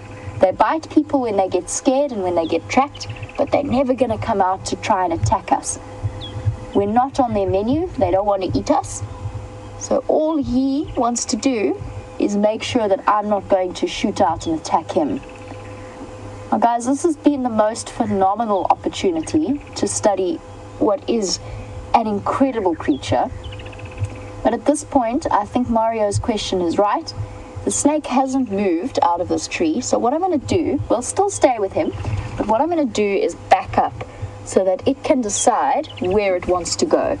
And let's see what the decision is made. Maybe we get to watch it move off completely peacefully. But Mario, no, I'm not scared. He's not going to come and attack me. It's just a matter of knowing a little bit about the way that snakes think and behave.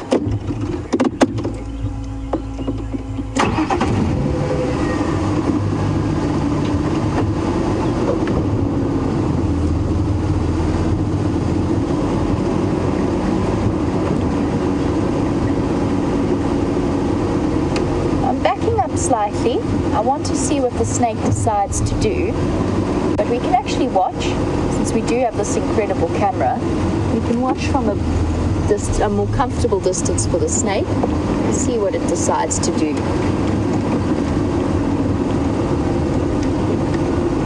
Let me duck my head down. Let's just have a look. Now we've given it plenty of comfort space. Where did it go? It's there somewhere. In the tree behind. There he is. Maybe it was in the tree because it wanted to be in the tree. Now, I know that we spoke about the various predators and prey species of these snakes. And of course, one thing I didn't touch upon was whether or not they would ever attack each other. Sabrina, I know you wanted to know if there's any snakes that do eat other snakes. And yes, a black mamba could actually quite possibly decide to devour one of the other smaller snake species. Fairly unusual, but it does happen. And there are certain snakes that are quite well adapted towards hunting each other.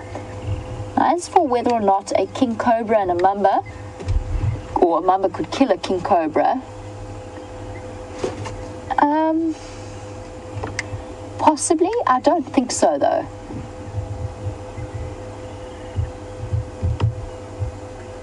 And Joseph, I know you were wondering whether or not a mamba could kill a cobra. Yes, probably.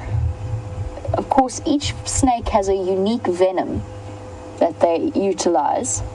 So although they might be immune to their own venom, I don't think that they carry immunity to other snakes' venom. That being said, it's unlikely that it would ever actually occur.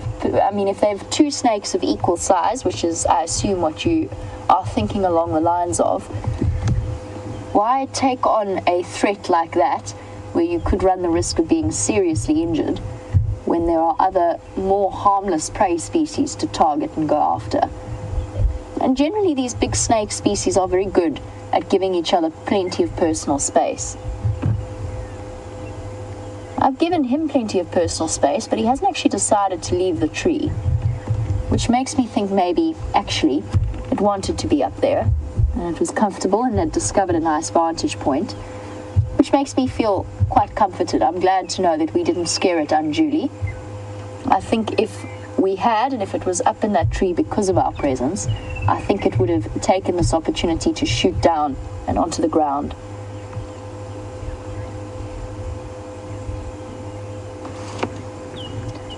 Definitely one of my most extraordinary snake sightings.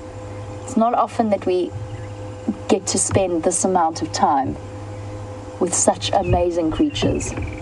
A first for me, and I'm sure a first for most of you as well. There you go, you can see it still looking around with its head. What you gonna do, buddy? You gonna come down? Or are you happy up there? Looks like slowly starting to descend.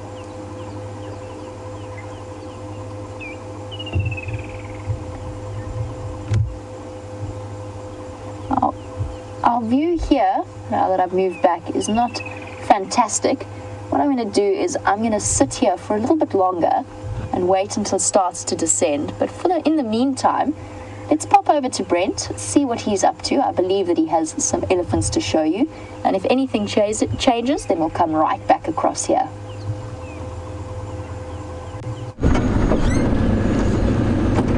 So no luck on the leopard front, but we have come across a really big herd of ellies, probably about 40 or 50 of them, and really relaxed. So we're gonna pop into the bush with them now.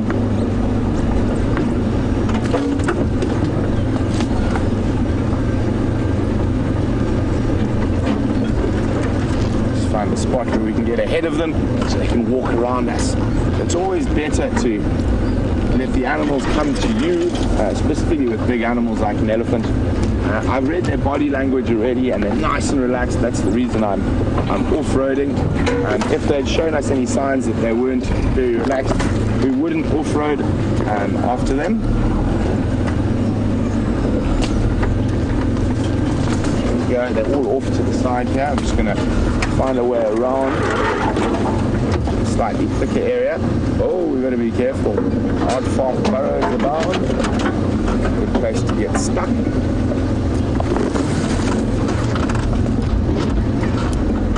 fine. If we get stuck, we'll get Andrew to dig for us.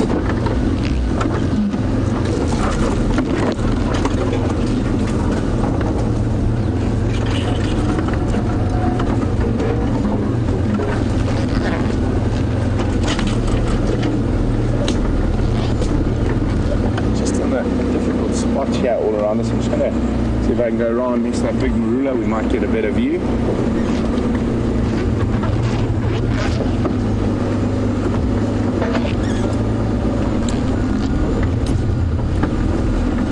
Here we go.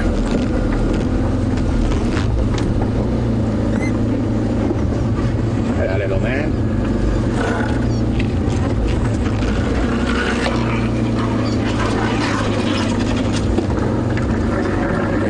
I see you two sniffing at me. Oh, sorry, I'm on the way there.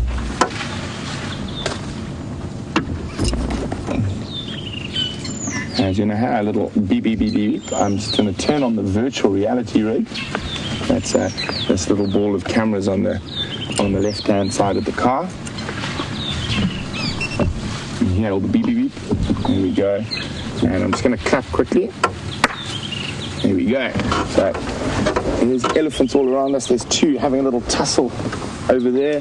Looks like youngsters just filled with the joy of morning. And a nice little group of babies off to the right. Also having a good little play.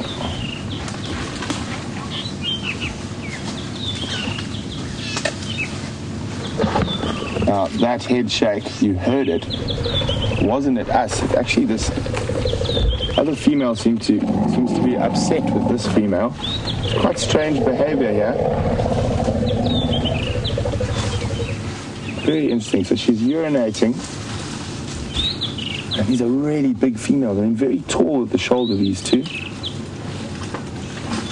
Maybe giving the other one a bit of a talking to. This is incredible. We are about to be absolutely surrounded by a big herd of ellies. And you see, paying us almost no attention.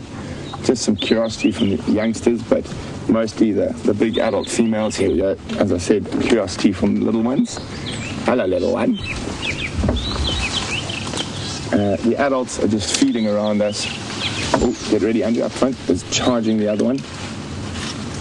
There we go. Hello.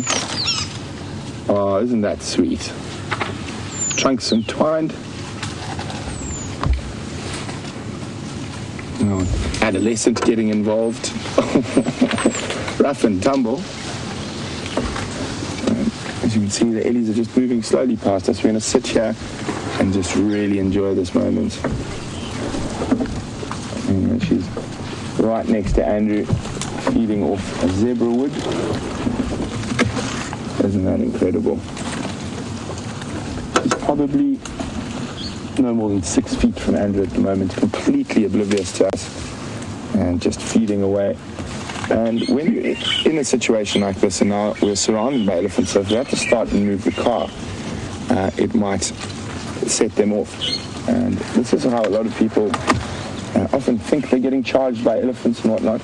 Often if you just sit still, and you can hear I keep the tone of my voice very, very calm and down, even though when I get excited when I see an ellie doing that and start tapping Andrew on the leg, having a little bit of fun on that termite mound. And I think, there we go, it's a little girl, very playful little female. And, oh, look at this little guy climbing. It's so busy, all the little ellies around here.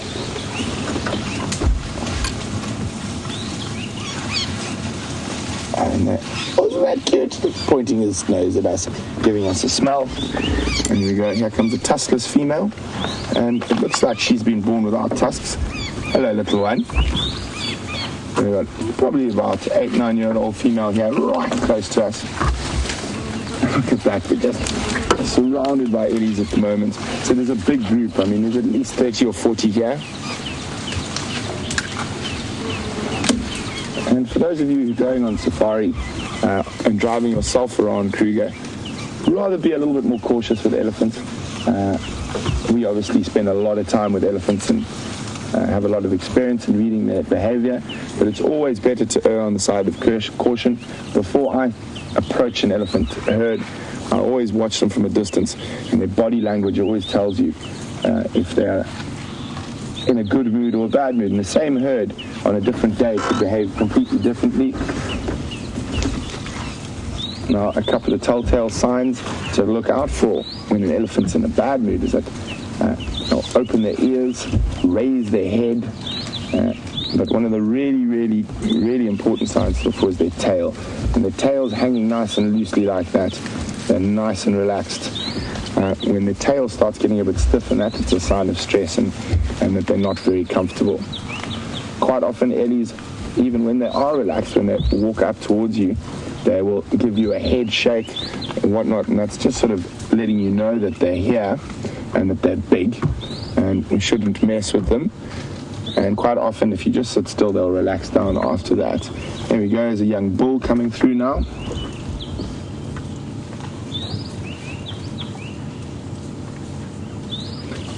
Well, Paul says sometimes he swears he can see the ellies smiling. Well, I'm smiling just because this is such a wonderfully relaxed herd. Now you see we've got a young bull, probably around 20 years old. Now he's showing that very distinct. You see how he's lifting his head a bit higher, opening his ears. What he is making himself look bigger. As he walks past us, he might give us a little head shake, or not. Oh, very interesting. You see where that female urinated a little bit earlier? He's now sniffing and tasting her urine. And you'll see that quite often. You're probably testing to see if she's an estrus or can find out other information. Oh, we're getting stalked by a little male, but he's decided to go off. So, lovely bull, also quite a tall bull. It's amazing, we've been getting a lot of bulls at the moment, and I love big ellie bulls. He's not too big yet. There he moves off. He looks like he's heading towards where that female that urinated was. This could get a bit interesting. Sometimes the females will see off bulls of this age or try and move away from them. And you get some of that screaming and yelling, which you get quite often from elephant herds. They've got such a vast array of sounds that they make. So the majority of the herd has moved past us. So we've still got some off to the right here and to the left. There we go, there's another one there. And we have noticed, ex-rangers noticed that a lot of the smaller ellies are weeping from the temporal gland. There's quite a few different reasons for this, but it is quite dry at the moment, and they're having to travel big distances between water and food. So it could be a sign of a little bit of a sign of stress when elephants start weeping from the temporal gland. It could be also a sign of hormones changing. So those adults or those babies getting a little bit closer to adulthood or adolescence, sometimes you'll have quite a lot of weeping from the temporal glands there as well. So it could just be hormones. But most of them are past us. I'm just going to turn off our little ball of GoPros quickly. And Andrew says I must clap again. He wants me to clap multiple times. So if I look like an idiot clapping at a non-existent performance, I apologize. Andrew wants bigger. Are you happy now, Andrew? Yes. There we go, Andrew's happy. Otherwise, apparently, it makes life very difficult for the cameraman and the editors when they start stitching all those footage together.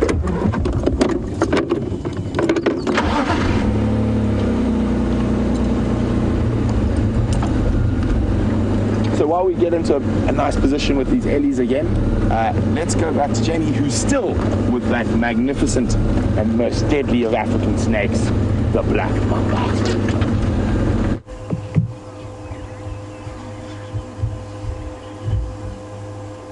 What's been really interesting about this, now that I've given the snake some more space to see if it decided to go down the tree, is that it actually hasn't moved. It's been quite content to drape itself over the branches, and that is where it wants to be at the moment. I've still given it some space, so we don't have the same view of it that we did before. But what an amazing amount of time we've got to spend. This is by far the longest Black Mamba sighting I've ever had in my life. And we've got a really interesting question, and one that I don't know the answer to.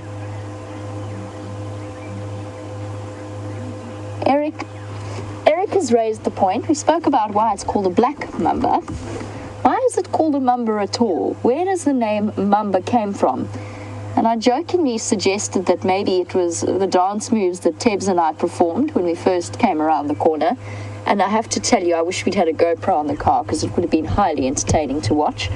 Tebs has done a fantastic job of being able to now keep the camera steady and give us these incredible visuals that we have been getting. So a big well done to Tebs for these incredible shots. But I don't know. I really honestly have no idea where the name Mamba comes from. I don't know if any of you guys know, if I can put it out to you as a question as to where you think it might come from. If it's maybe a derivative of one of the local words for the snake. I can hear a ground hornbill as well. That's another predator of a black mamba. Fierce snake hunting birds. And when I say I can hear them, it's very faint, but it's a sound that goes gook, gook, gook, gook, gook, gook, gook, gook. We've been lucky enough to watch some of them calling recently. I wonder if it's our trio that's been hanging around quarantine.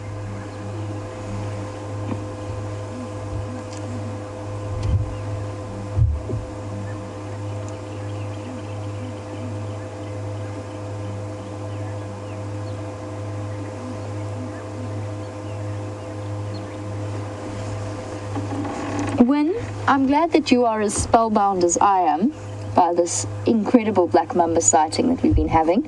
And you've asked a really interesting question as well about how fast the snake is processing the information that's coming through from the organ of Jacobson.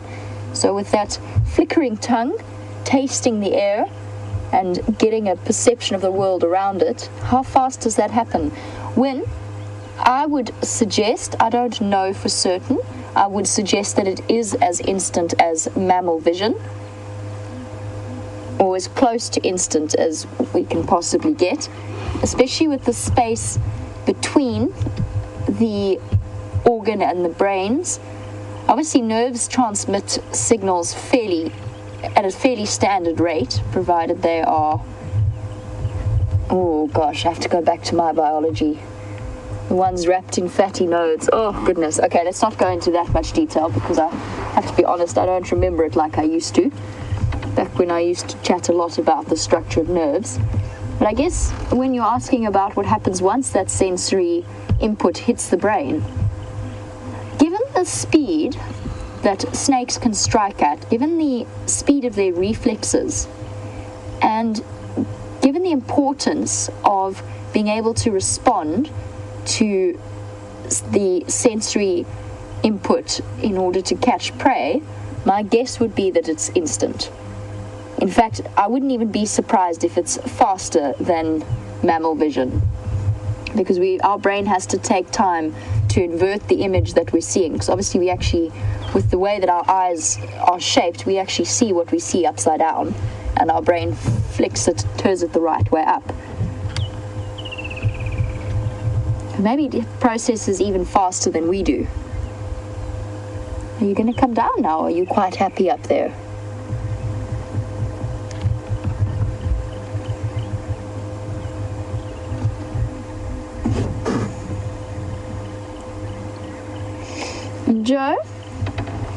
Joe Ellen has seen that hood that flared up. It's very slight in mambas. It's not the same as, for example, a spitting cobra or a snouted cobra even, although snouted cobra's hoods are a bit smaller. And you've said, apart from looking intimidating, what is the purpose behind the hood? As far as I know, that is the one purpose. It just looks terrifying. It makes the snake look bigger, and it has a startle effect. So as soon as it flares out like that, it has a way of quite possibly deterring a possible predator by threatening like that. I'm not sure if they have any function in mating displays, which would be the only other reason. Maybe the big male with the biggest hood has a better chance of the female, but I'm not sure. I don't think so. I I'm happy to stand corrected in that respect, though, if any of you know anything more about the hoods of animals like cobras. It is fascinating, the different methods. I know many of you will be watching in the States, and you know all about the rattle of the rattlesnakes, a way of intimidating and passing on a warning without having to risk an attack or waste precious venom. Mambas and cobras have hoods. Black mambas have that mouth that is so dark in color that it stands out as a really intimidating factor. Puff adders puff, that's why they're called puff adders out here. They make a sort of a hissing, puffing sound. My poor parents, I must tell you, they have at times, I think I've put them through extraordinary, terrifying moments, because apparently when I was a child, now puff adders, to give you, they're a complete different snake to the black mambas we're looking at. They're short, squat snakes. Hello, Brent. Can you turn Brent down? Sorry, guys. Oh, yes. So puff adders are quite thick, stout snakes, and their venom is cytotoxic, and they're fairly docile, or they generally tend not to move out of people's way, and that's one of the reasons why they're responsible for the most bites in Africa. Their venom, as I said, is cytotoxic, so there's plenty of time to get a victim of those puff adder bites to hospital. And the only reason really is that they are, first of all, the most widely distributed, but also they tend not to move out of the way as mambas and cobras tend to do.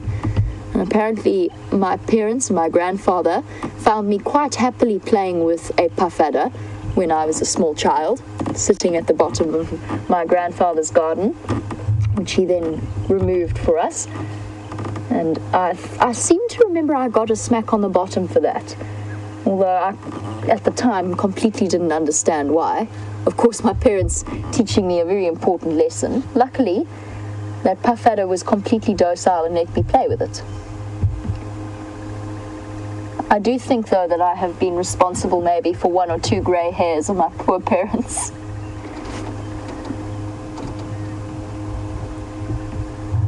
Luckily, they have been incredibly supportive of my lifestyle. And Ramona, I'm going to leave the snake now, and Ramona wants to know whether or not I will warn the other guides of the danger of this mamba. Ramona, no, I don't think I will. I don't think that it is too much of a threat. There's no guides in the immediate vicinity. I'm always keeping an ear on the Game Drive channel. If I see one of them, I might tell them. But I strongly suspect that once we leave this area, or if a car were to approach this area, that snake would move out of the way completely. But the distance of that tree to the road is no longer a dangerous one. So there's plenty of space. There's no way, it's unheard of essentially for a black mamba to attack someone in the car. There you can see there's a nice comfortable distance between where the road is and where the snake is. And I suspect once we leave, he will make a decision about where he would like to go. But this has been the most amazing moment spent with a really fantastic creature. I'm going to leave it be now. Thank you, Snake, for the time we got to spend looking at you. And while I pull off, I'm going to send you back over to Brent. So we're still with this big breeding herd of elephants, and Mr. Wrinklybottom is here. And that's his mom with those nice long tusks. And there he is just behind her. Not performing for us yet. Oh, look at that. She's reaching up to grab those marula branches, deciding, no, not tasty enough. Oh, we've got elephants on both sides of us now, passing. Incredible. Lots of little ones, so lots of boisterousness and movement around this herd.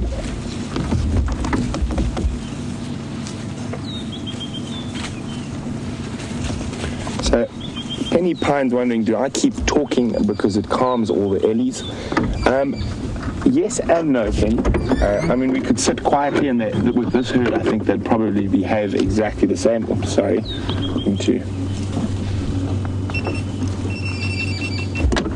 But in certain circumstances, if the animals are slightly not relaxed, sometimes there's talking and keeping your voice in a very calm one. It just helps relax them and keeps them calm. Often when you're actually on safari with real people, a lot of the voice control is to keep the guests calm. Because if you're not used to it, being 6 feet away from an African elephant can be incredibly intimidating. So this herd's initially a lot bigger than I thought, and there's more that keep coming. There's probably about 60 or 70 ellies here now. Everywhere we look, there's another little group or a tiny little guy coming through. And mom of that little guy is a tuskless female, so she looks like she's been born without tusks. That is not that unusual. It does happen quite often. It is a genetic thing, so, and she's still able to feed and survive without too much effort. This is a wonderful big herd of ellies.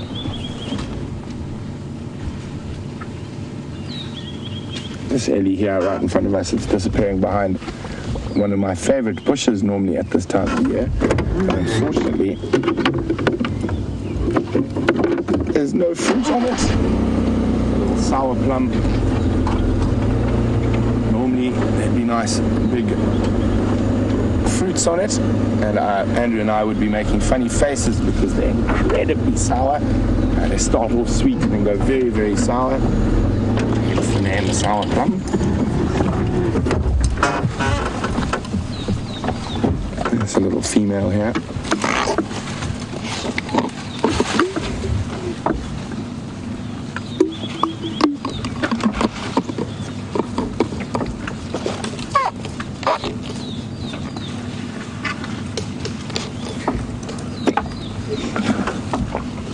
There's another couple of little babies. There we go, and spotted them as well, same time as me.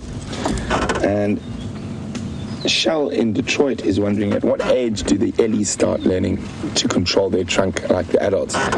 Well, Shell, it's probably within about 3 or 4 months they have a lot more control of what they do. But by 6 months, I'd say they've learned how to use their trunk quite effectively.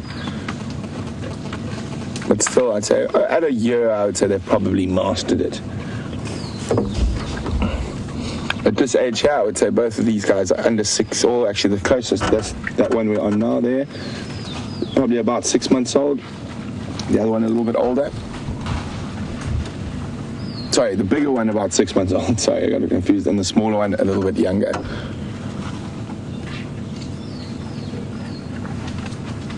Look at this. Chewing on a whole tree. Why break it when you can just bend it and chew on the whole branch?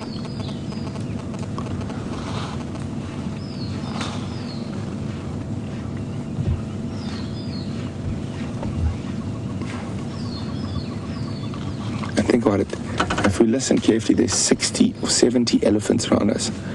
And how little noise do they make?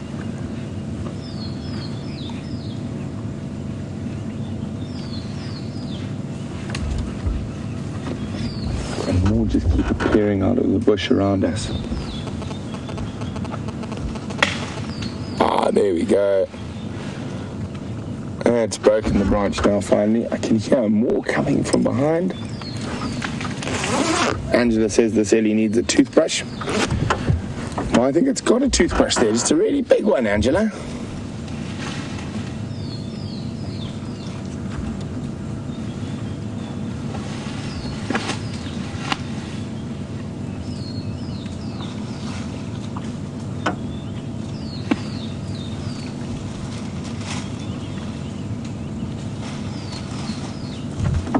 Isn't this wonderful? Let's just try and move forward a little bit.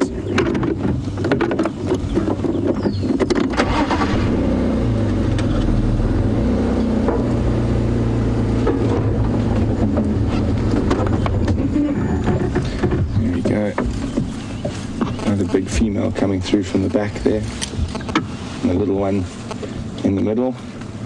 trying to use its trunk to grab that branch. It must be incredibly frustrating for a little elephant. It's like, I can do it. No, I can't. I'm moving on. Go stand behind Mom.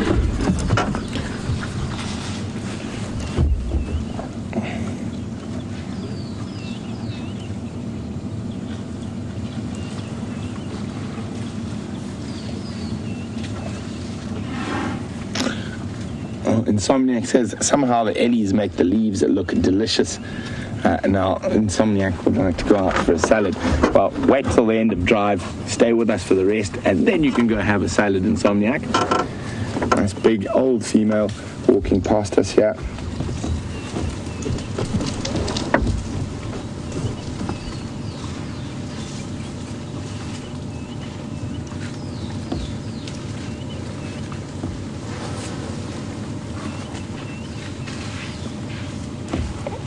Scratching a foot there. Oh, 15. So we're right on the periphery of the main sort of body of the herd. They've moved in some very thick bush, and we will stay with them. Oh, here comes trouble, I think. Little guy. Looks like he's up to mischief.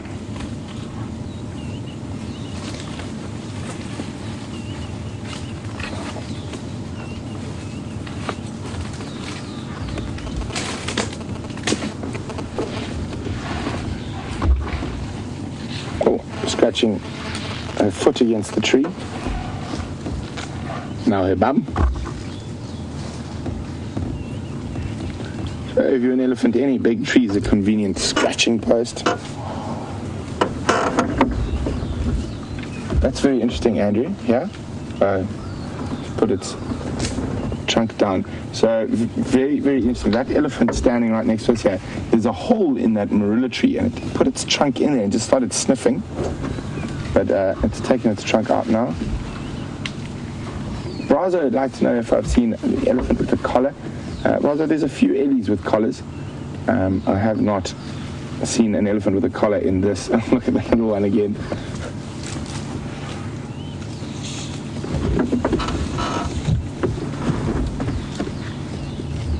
Oh, we're getting charged, Andrew. Big scary charge. That's definitely... Oh, it's a little girl. I thought that baby was a little boy. That's normally very much little teenage boy or little boy behavior. But that was a little girl. Very brave girl. Almost expected. Almost on the rampage again. Oh, not... That was quite an unceremonious kick there. Stop it. Behave yourself. Doof.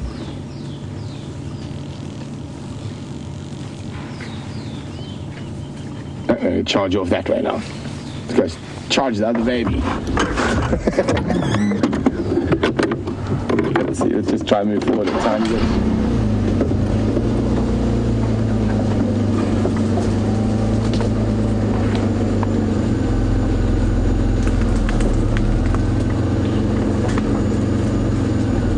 How's that, Andrew?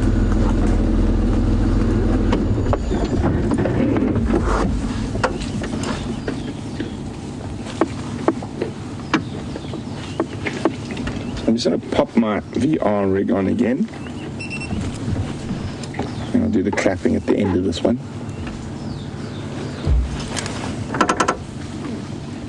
So Jim Butler is wondering, is the matriarch of the herd hello? Good girl.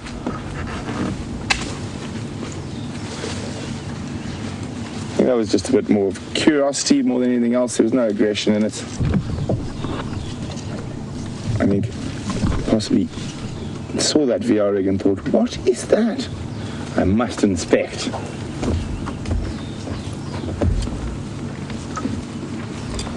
But Jim Butler is wondering how the matriarch of the herd is determined. Is it by age or the other factors? Jim, I think it's mostly by age. The older females have more experience and have been around longer and know what's going on. Oh, there's a lovely little one there. And there's about 4 or 5 actually in this little group off to the front left of us. And we've got another elephant, a young bull, coming in right behind us. It's right behind Andrew now. Hello, little man. Oh yeah, it's a teenager. And I'm just going to try and get him through there now. There he goes. Teenage bull.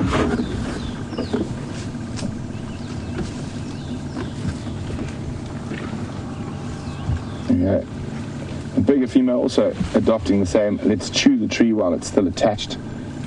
And what they're doing there is they're going for that, what's called the cambium layer, which is the layer just under the outer bark that transports the nutrients and minerals and water from the roots of the tree to the leaves and the rest. And that obviously is the most tastiest part for an elephant. And look, she's going to do it again. Isn't that incredible?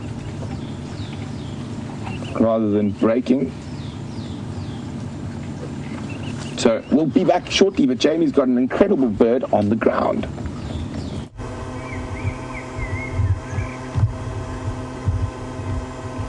Guys, remember when we spoke this morning about the fact that birds of prey, battaliers and tawny eagles scavenge off carcasses? What on earth has this one found? I wanted to just show you this. I will move up to investigate in a moment. There's something large lying there. I wonder, why is this one on the ground? Why is this kill not being consumed? I think it might be a kudu. We are going to go up close to investigate. I just wanted to show you these birds of prey coming down to scavenge. Not something that we get to see commonly. Now, why and where is the animal responsible for this particular kill? Now, we're just going to watch that for a moment while I just scan the trees in the area with my binoculars, but keep your eyes peeled. Generally, a bird on the ground like that feeding off the carcass means that the predator is not in attendance. And it could be, maybe it was a leopard kill, and the leopard's gone off for a drink, or something similar.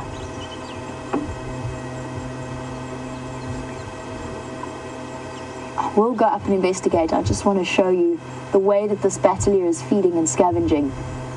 They're also one of the most beautiful and striking birds with a bright orange face. This looks like a male to me. One of the few bird species that you can actually tell the difference between a male and a female. The males have less pale coloring on their wings. And towards the end of those wingtips, if it were a female, it would have white along the wings.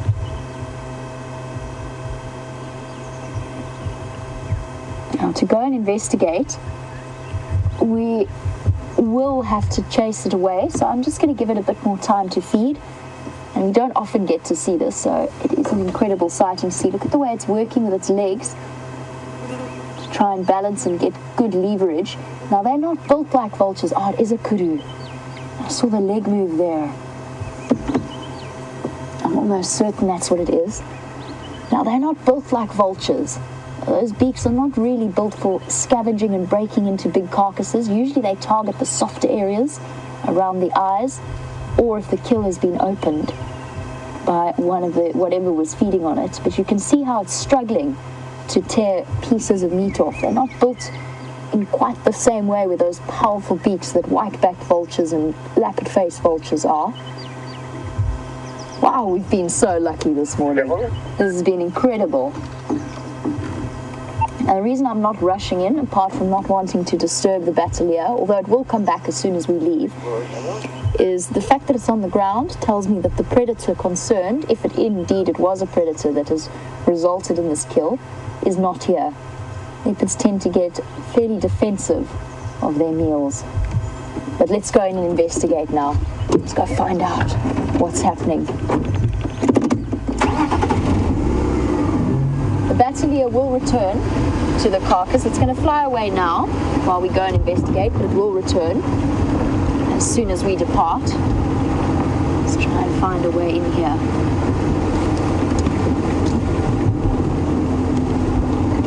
Here we go. Oh, Rusty, don't do this to me. Let's find it. Reverse, there we go. What extraordinary luck we've had this morning. Just by sheer luck. And by the way, ironically, we're on Mamba Road. Just as a minor interesting fact. Let's go and figure out what's been happening. Keep your eyes peeled as we move in. Might be a leopard resting in the shade somewhere.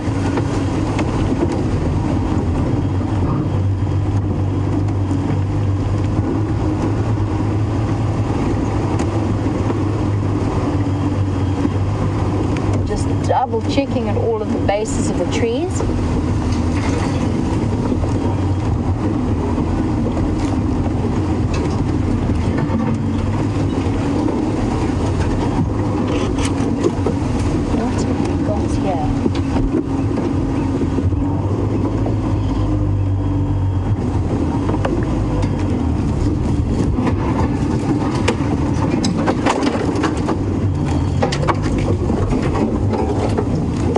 Everyone.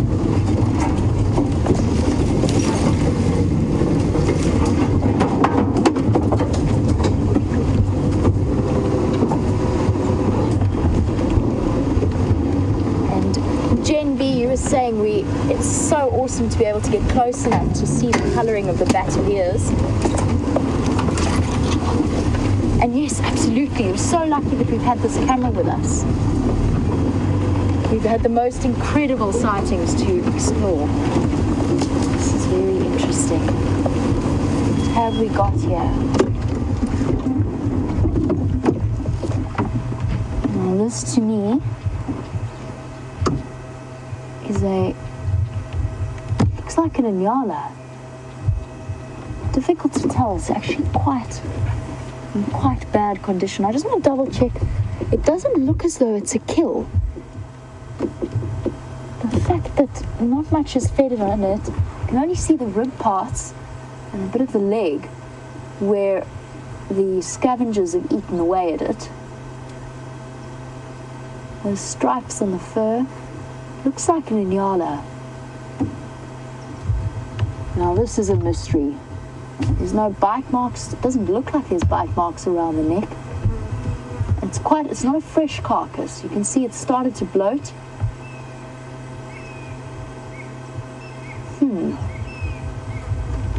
This is interesting.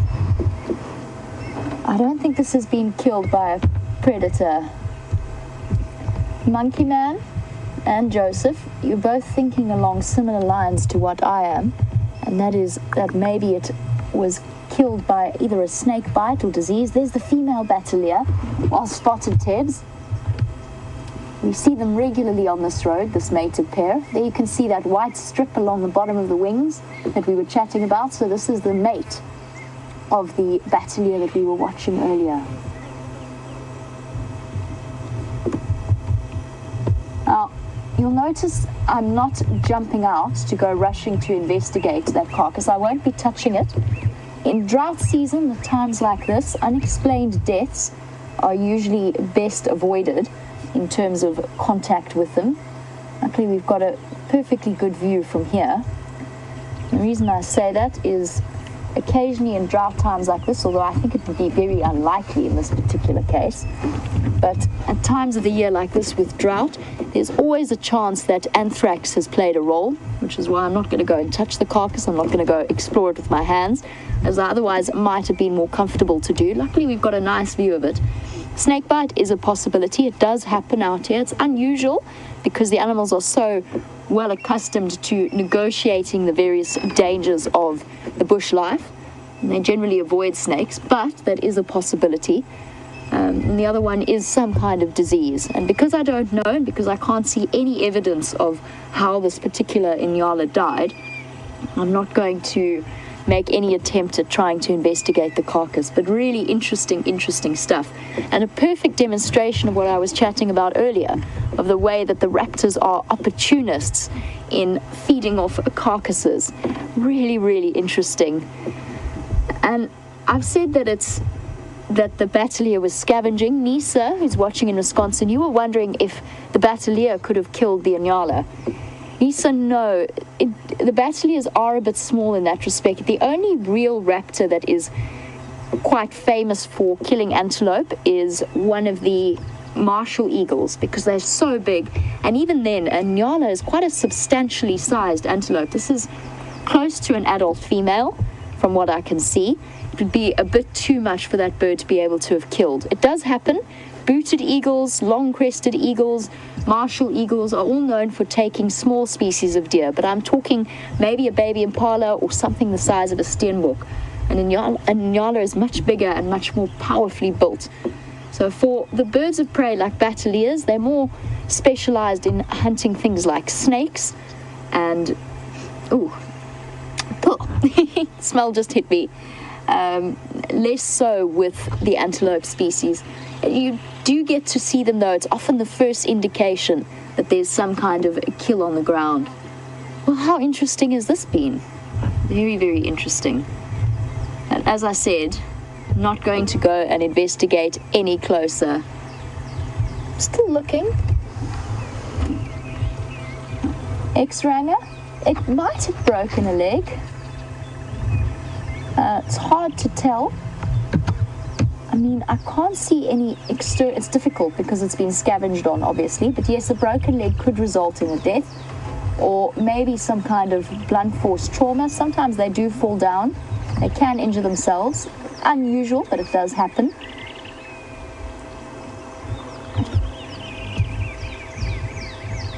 And Lucy in Indiana was wondering whether it wasn't maybe the inyala that went through Viam's car window. And as far as I know, Lucy, that inyala, when they managed to get it out of the vehicle, was still very much kicking. It's possible, but we're very far away. We're pretty much as far as we could get from where that particular accident happened. Flies all over the place. Thank you. I prefer it if you weren't on my face. Oh, fire-grilled burnet. Beautiful burnet moth. It's a daytime moth species. You're okay, you can stay. It's just the flies I prefer not to have. Beautiful. The way its wings catch the shimmer of the sun.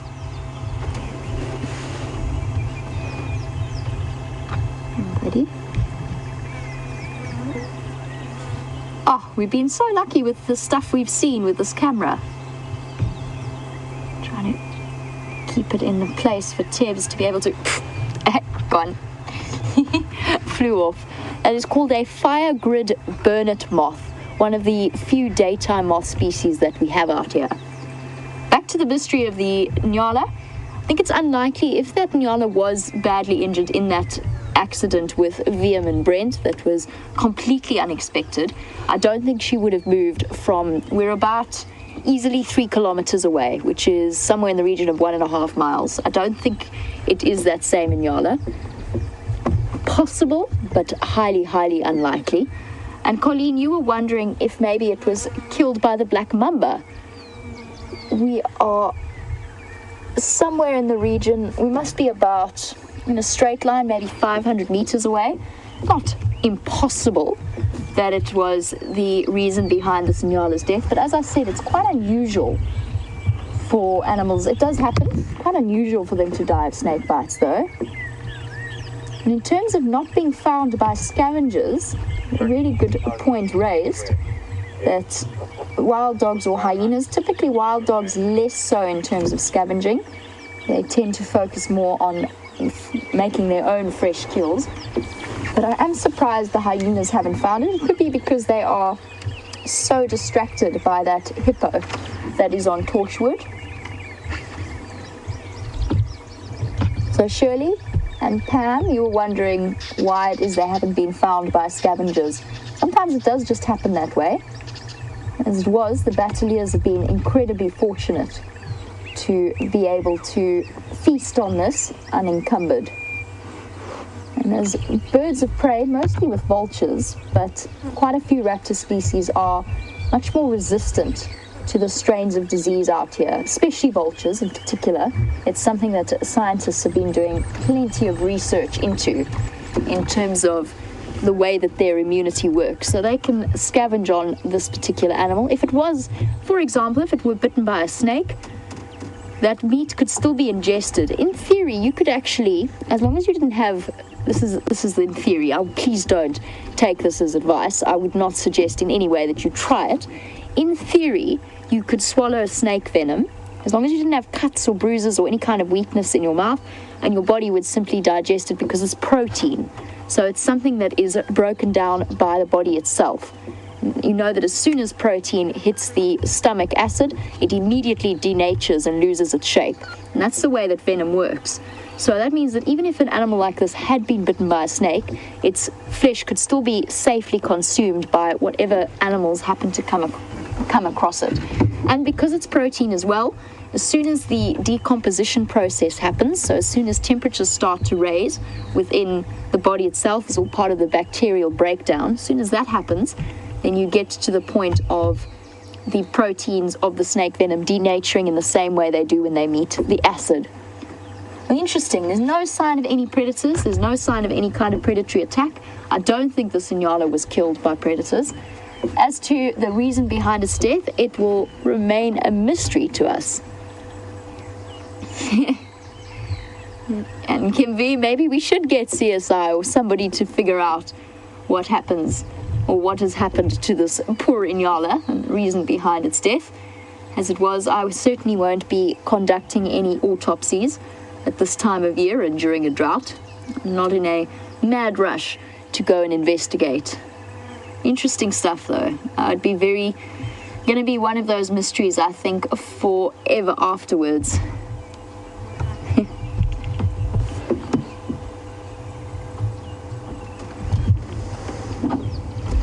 Sorry, I was just double checking. I saw movement in the bushes, but I think it was just a bird.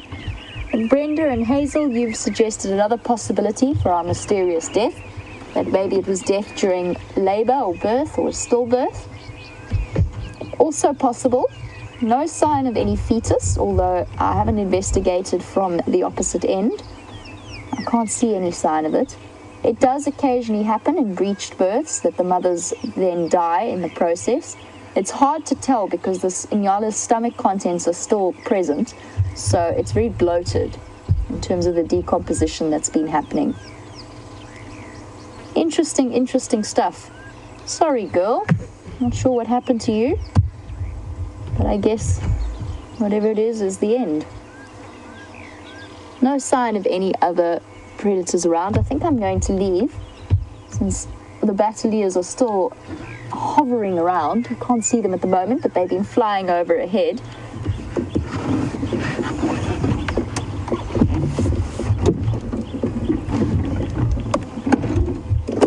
Now, if it is discovered by some kind of scavenger, or if, for example,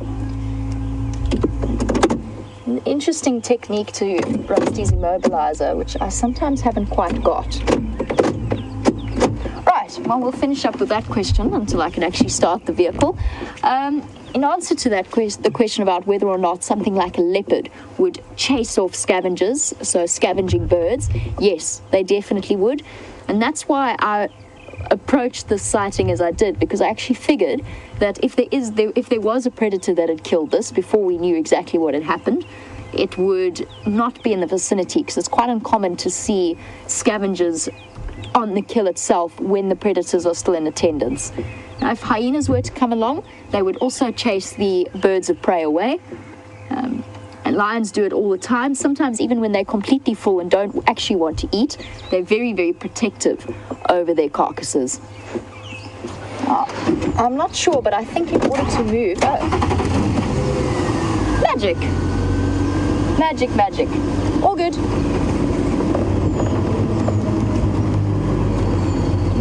I'd like to claim that I understand the pattern behind that, but honestly I really don't. Let's try and negotiate our way back out of this particular block.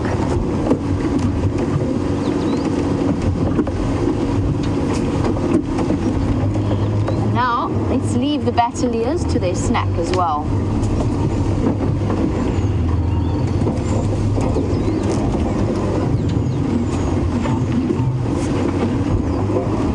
Heidi, you were wondering, which is a very good point, whether I would tell any of the authorities about the carcass so that it could be checked for anthrax.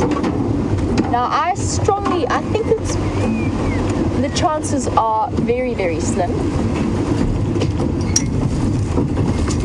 Now for new viewers, sorry, while I'm doing this, I know it's very noisy and it looks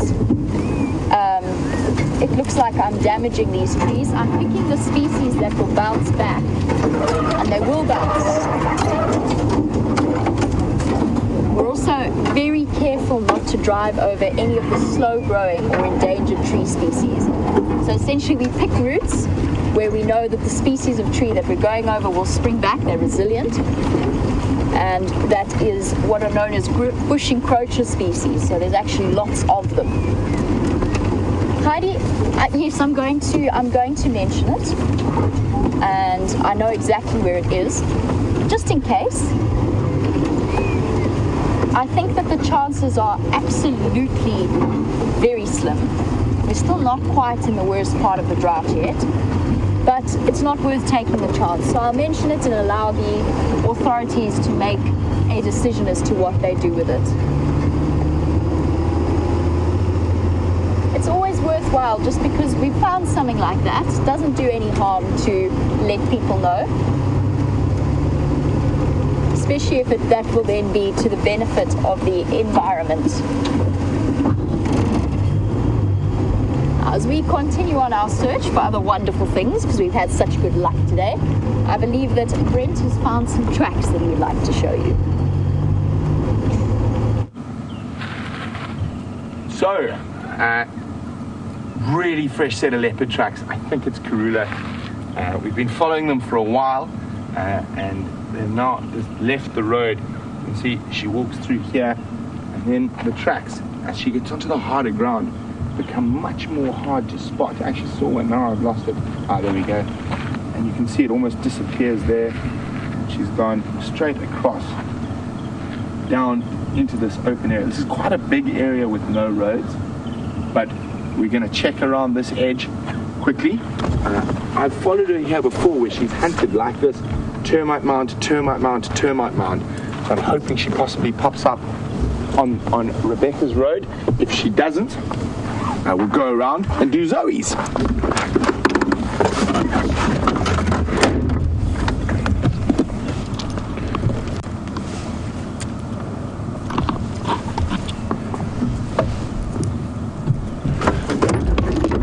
Very, very fresh set of tracks. Can't see any little insect tracks from the night on top of them.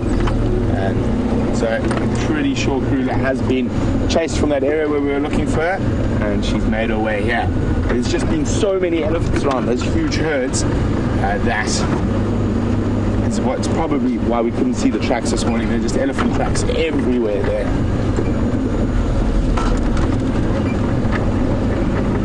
Keeping a sharp eye out on the road. Just going to update the game drives. I know everyone's quite desperate for leopard at the moment. So let's see if anyone wants to come give us a hand. Konzo of Zadwansati Ingwe head north into the block from the junction of Rebecca's Zoe's Road. I'm going to check Rebecca's through to quarantine.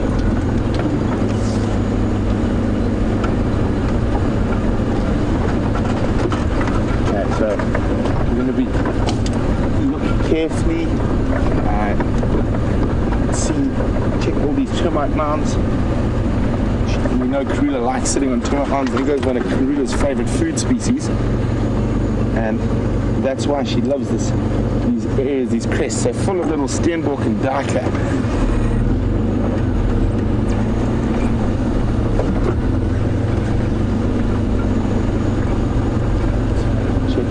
Carefully. Jamie's going to come give us a hand in the area. The more eyes, the better.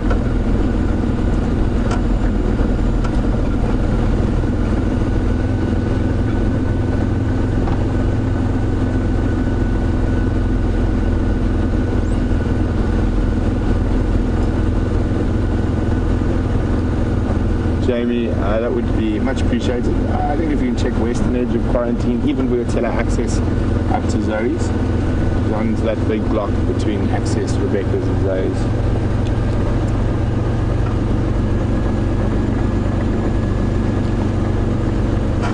Okay, so come on Andrew, you haven't spotted a leopard in so long. I wonder why you sit back there. Time to get your eyes working.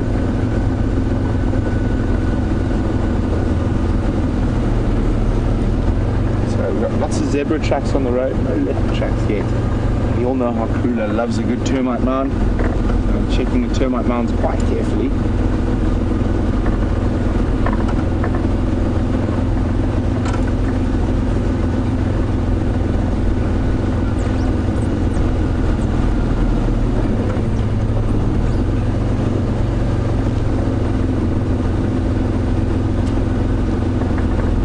Anne-Marie says from those small feet, she really hopes it's the Queen of Juma. I tend to think it is, Anne-Marie, just from the area it is and the size of the tracks. Krula has got petite little feet.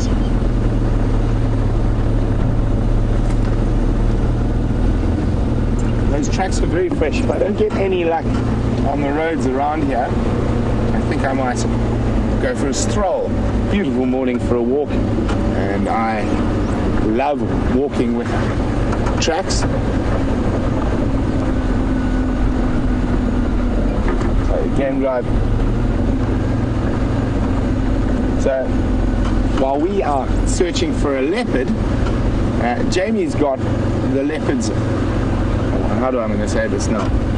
The leopard's equivalent in the small 5.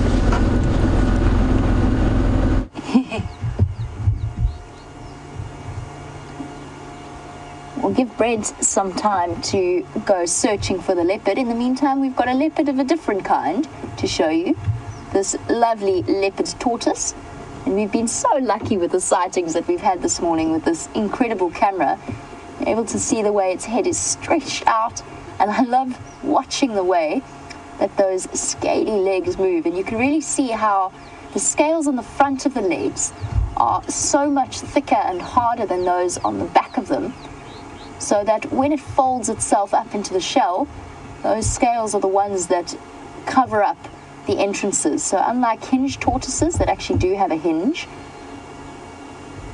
you can see how it's adapted to have a protective covering all around if it needs to dip into its shell. And looking at it now, we can almost see under its plastron, which is the lower half of the shell. Iggy, yes, we seem to be on a roll. We are so lucky. We really, really have been so incredibly lucky. I'm trying to see if we can spot if it's a male or a female. Best way to do that is to look at the underside of the shell or the plastron. And in males, it is slightly curved, so slightly concave up towards the belly as a way of making mating with a female easier. As you can imagine, mating in tortoise world is quite a tricky business. The plastron of the female, on the other hand, is completely flat. Now, I watched the most extraordinary tortoise fight the other day. It was nice to see them moving out and about. I'm going to go forward a little bit so maybe we can get a different view, different perspective. And maybe we can even get a little bit closer and have a look at the real detail in that shell, because they are such amazing creatures and we've had such wonderful opportunities. Oh, don't hide away. It's okay. Please don't hide. Trying to disappear into a patch of grass, somewhat unsuccessfully, but look at that. Look at the ridges on the scoots or the shoots, the keratin covering on the outside of the shell, those scaly-like protuberances. You can see why it's called a leopard tortoise now with that coloring. And those tiny little ridges are the way that the tortoise has grown. That's what they're caused by. So in summer, obviously they grow much faster than they do when they are estivating in winter. And so their outside protective covering grows very fast. And you get those ridges, much like rings in a tree. And Joseph, it might be a way of, in a way, determining how old a tortoise is, but it doesn't quite work like rings on a tree. It's not exactly the same. And the reason behind that is the layers start to rub smooth. Now, I'm no expert at aging tortoises. My guess is this is quite a big tortoise for a leopard tortoise, and they are very long-lived animals. I would guess that this tortoise is over 20 years old, if not closer to 30. It is a guess. I wouldn't claim to be an expert in aging leopard tortoises, but they grow very, very slowly. But you can't count the ridges on the scales like you can, or you can, but it's not going to give you an accurate representation. Because as I said, as they move through the bush and are exposed to the elements, those ridges along the shell start to rub smooth. Are you hiding? We see you. We do see you, believe it or not. You can see how on the top of each little ridge, or each little, I don't know what you call it, in the center of each mound on his shell, it's not the world's best way of describing it, but you know what I mean. You can see how those have rubbed bald, and you can't see any ridges along it. So if we were to count the ridges, we'd put this tortoise somewhere in the region of about 15. I would say it's closer to 25, 30. Nice big individual. And exciting to see them moving out and about. You never know, it might mean rain for us all. It's that time of year where it has been threatening but not delivering. Rianne, yes, we're really lucky. We've been seeing quite a few cute tortoises recently. And my favorite tortoise sighting was the 2 hinged tortoises I saw on quarantine fighting. I will put a video up of that at some point that I managed to get. What you doing? I'm trying to disappear. I've chosen the thickest patch of grass you could find. Insomniac, you were wondering what it was doing. I think it's trying to hide. It could also be searching for shade. The temperature has increased astronomically since we first went out this morning and we encountered that Black Mamba probably basking in the road. It's now very hot. And as with the Black Mamba and all reptiles, the chelonians as well, as in that's the tortoises and the terrapins that we get to see, they are ectotherms. So it could be he's also looking for a cool patch of shade to drop its body temperature down. Now there's 2 possible explanations. One is trying to hide from us, and I think he or she is doing a little bit of both.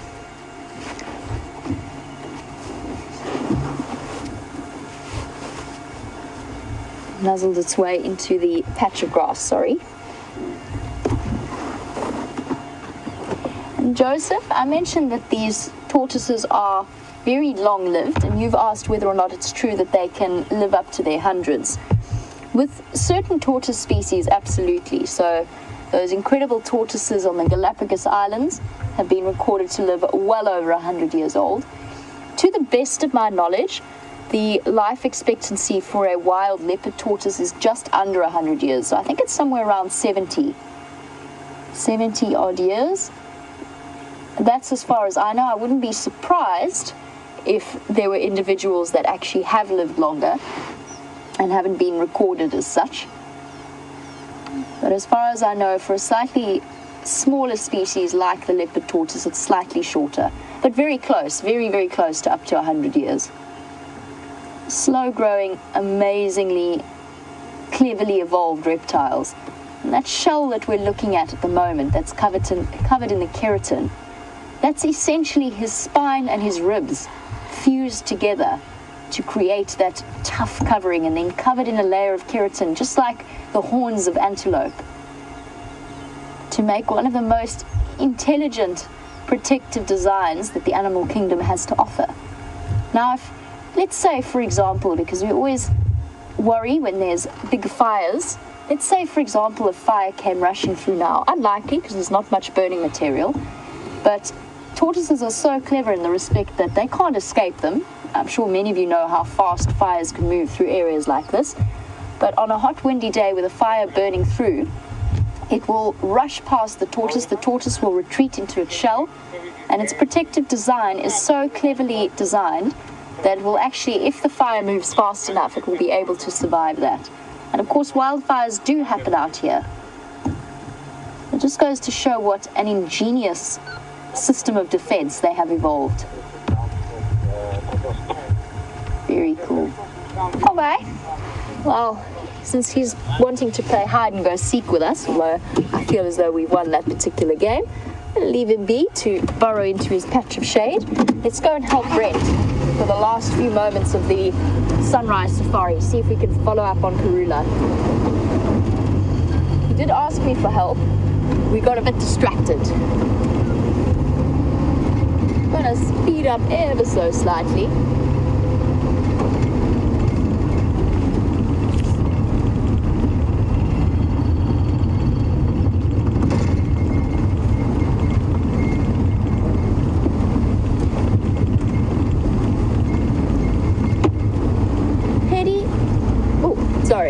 In response to, since we're still chatting about reptiles, in response to my question about whether or where the name Mamba came from, Penny, Adam, and a couple of others have actually sent through that it comes from the Zulu word imamba.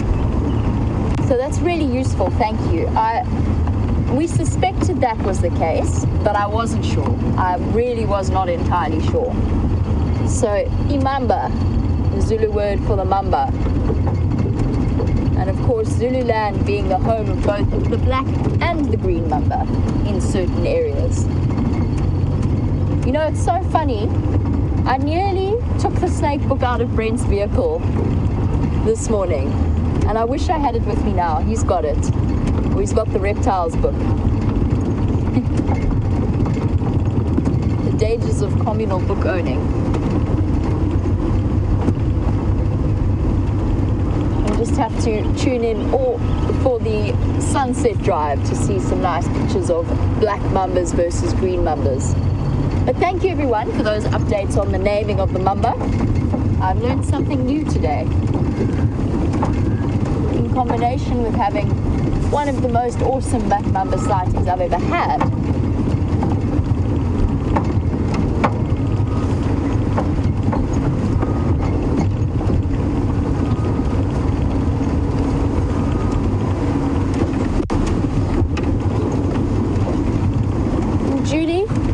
Go back to our Inyala sighting. Julie was wondering, there's a cuckoo there, but it's not going to play nicely. No, unfortunately not. I wanted to show you it was a levalence cuckoo. Not one that we've got to see all that often. Sorry, so Julie, you were wondering with that Inyala, if there's a small chance that it did have anthrax and Karula consumed it, or any one of the scavengers, would they contract anthrax? Not necessarily. There is a chance. There's quite a good chance, but there's also a chance that they wouldn't. They do have an immunity. Anthrax is a naturally occurring disease out here. It's one of the ways of population control, and of course there are always outbreaks in drought season because the spores that have been lying dormant start to take hold. Yes, there is a chance, but at the same time I wouldn't be surprised if there are degrees of relative immunity in that respect. I wouldn't worry too much about Karula or that carcass. I don't think it's likely that it has anthrax, but I will report it anyway just in case, and you'll probably find that it does get removed and then burnt just in case. We'll have to find out what they decide to do. And speaking of Karula, Brent is on the other side of Djuma, hot on her tracks. Let's find out how his progress has been.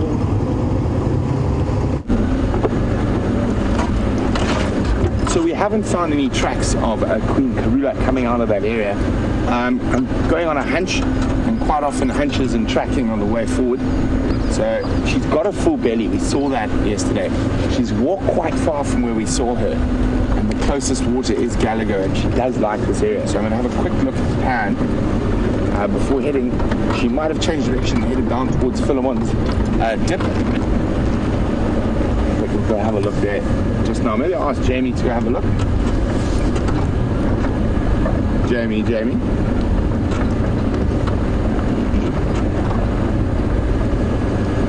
What's your position?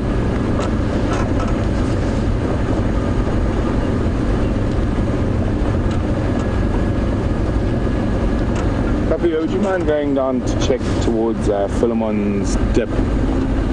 I don't have any tracks coming out to Western Edge Quarantine or where to the access. I'm just checking Gallagher pan quickly.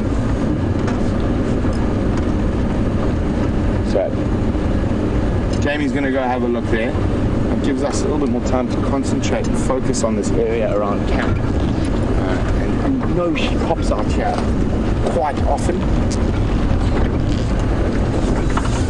So So if there's any new viewers or who've just joined us, can you believe it? My name's Brent, and you're on a live African safari with me in the magnificent Djuma Private Game Reserve, part of the Greater Kruger National Park.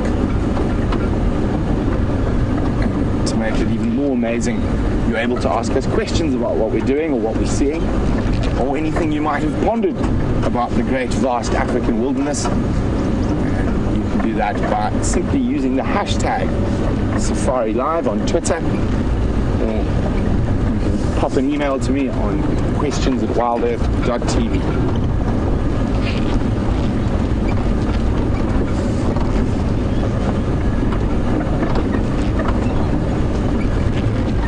So while we're in search of one big cat, Johnny Ringo's wondering if there's any updates on the Nkahumas.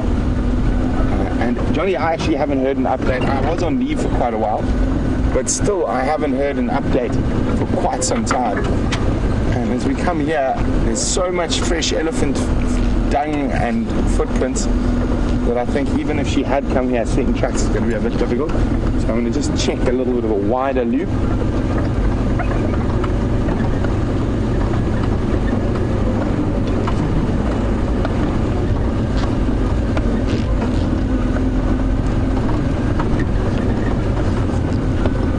Smell elephants. One of my favorite smells. Even though we are smelling their feces a lot of the time, very much a bush smell. Reminds me I'm very lucky to live and work in the bush. Wouldn't want to have it any other way. I don't think I could live anywhere where there weren't elephants.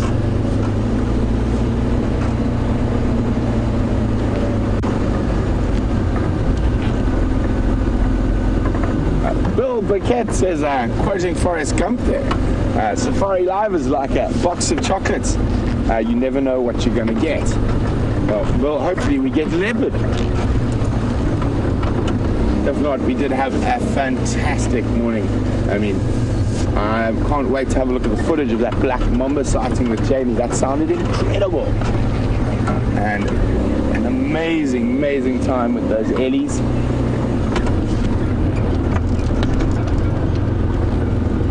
Guinea fowl.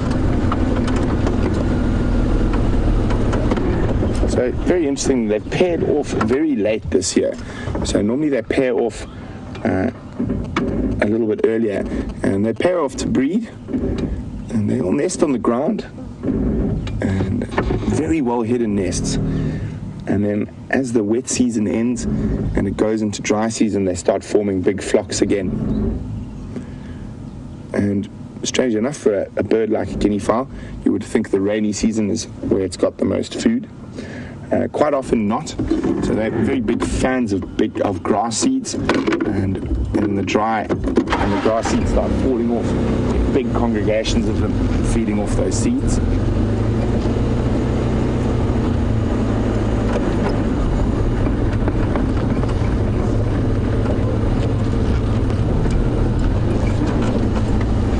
We found Krula many times right in front of the camp here on the headwaters of the Mawati, in these big jackalberries and trees around here, so always worth a look. And I said there's just so many elephants around that even if she has snuck past us here somewhere, that the tracks might be obliterated by the vast amount of elephants. It's always great having them around, but sometimes they can make tracking a little bit more challenging.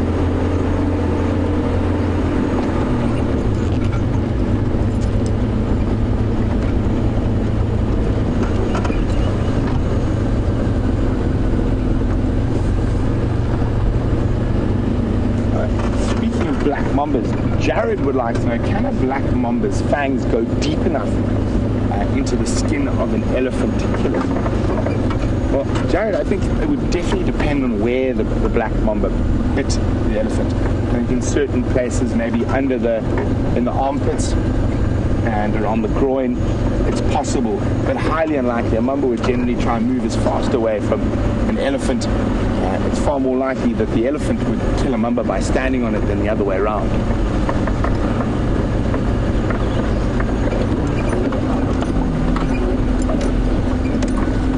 strangely enough, I haven't seen it that often. I think I've seen it once or twice in the bushveld, where we found snakes that have been killed by elephants, being trodden on.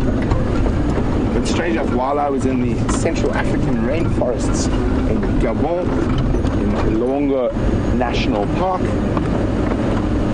we actually used to find probably twice or three times a week snakes that had been stood on by elephants. So quite incredible that in that ecosystem it seemed to happen quite regularly. It could also be that we were on foot a lot more and we didn't have any vehicles. We walked everywhere, averaging probably about 30 kilometers a day while we were surveying that concession in the rainforest. But we did find a lot of snakes that had been stood on by elephants.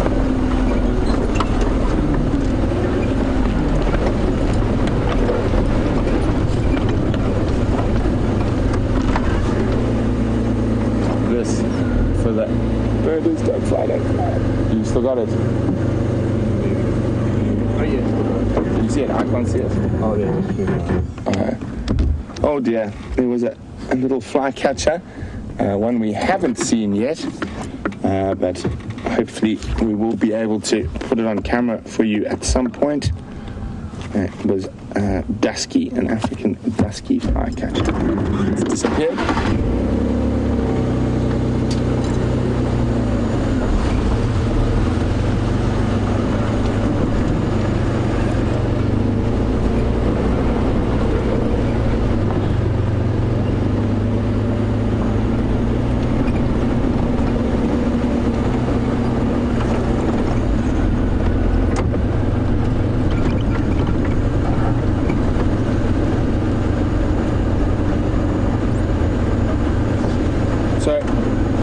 Continue. I'm going to head back towards quarantine now. Check again the western edge very carefully.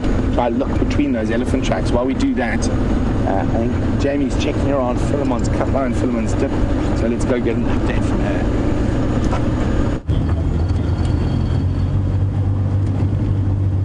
We have just arrived at where Brent asked us to check around Philemon's cutline in quarantine. I'm doing some very careful checking. If you see my head disappearing out over the side like this, means it's because I don't want to miss the tracks. I did once. I went out on tracking team with Brent and I was sitting on the tracker seat and it was a cloudy day and I missed Karula's tracks for a while and I didn't hear the end of it for a considerable period of time. So that is not an experience I'm keen to repeat. I'm going to be double and triple checking to make sure that I don't miss these tracks this time around. I got into serious trouble for that. One day I'll catch him out on something. It'll happen eventually.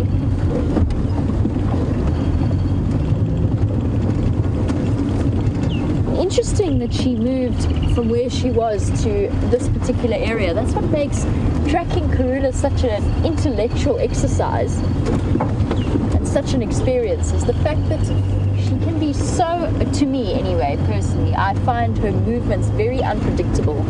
As with all leopards, but particularly when tracking Karula, she tends to make 90-degree turns while she's walking. So Brent's been checking over to the western edge of quarantine. Lots of impala around here, which are always good eyes and ears to follow in the bush. An interesting tracking exercise.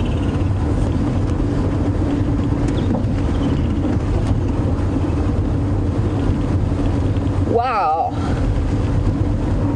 Really, really interesting question as we track along for the wonderful Queen of Djuma. Joseph would like to know what I think is the best thing that we found here.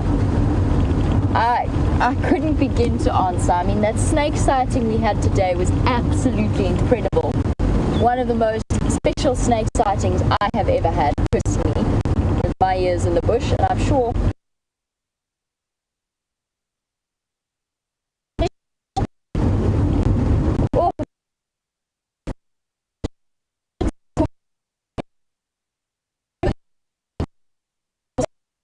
and lots of people love the leopards and the individuals that we see.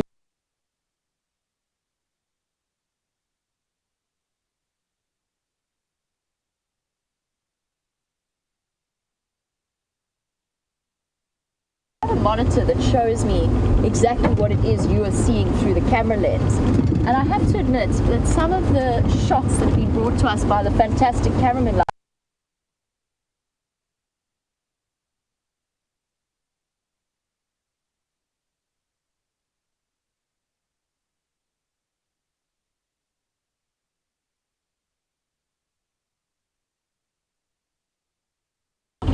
unmatchable, and the fact that they're live, that it's happening, makes such a big difference. You know, this is happening right here and right now. We can't plan, we can't script, we can't edit. You just have to take it as it comes, which is thrilling, sometimes frustrating when your beautiful bird just exciting aspect.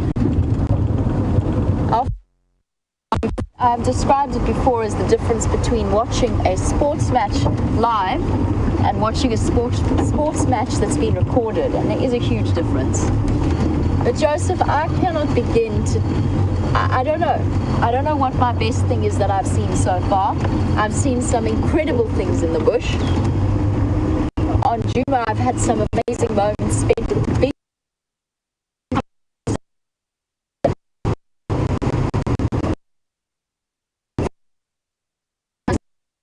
vivid to my memory.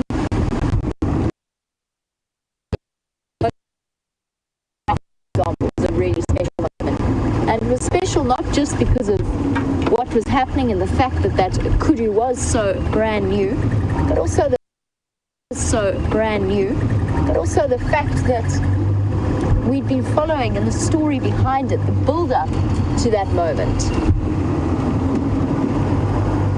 I love it when something completely unexpected happens. When you're sitting at a hyena den when wild dogs magically appear at the den, like we had the... I don't know, Joseph.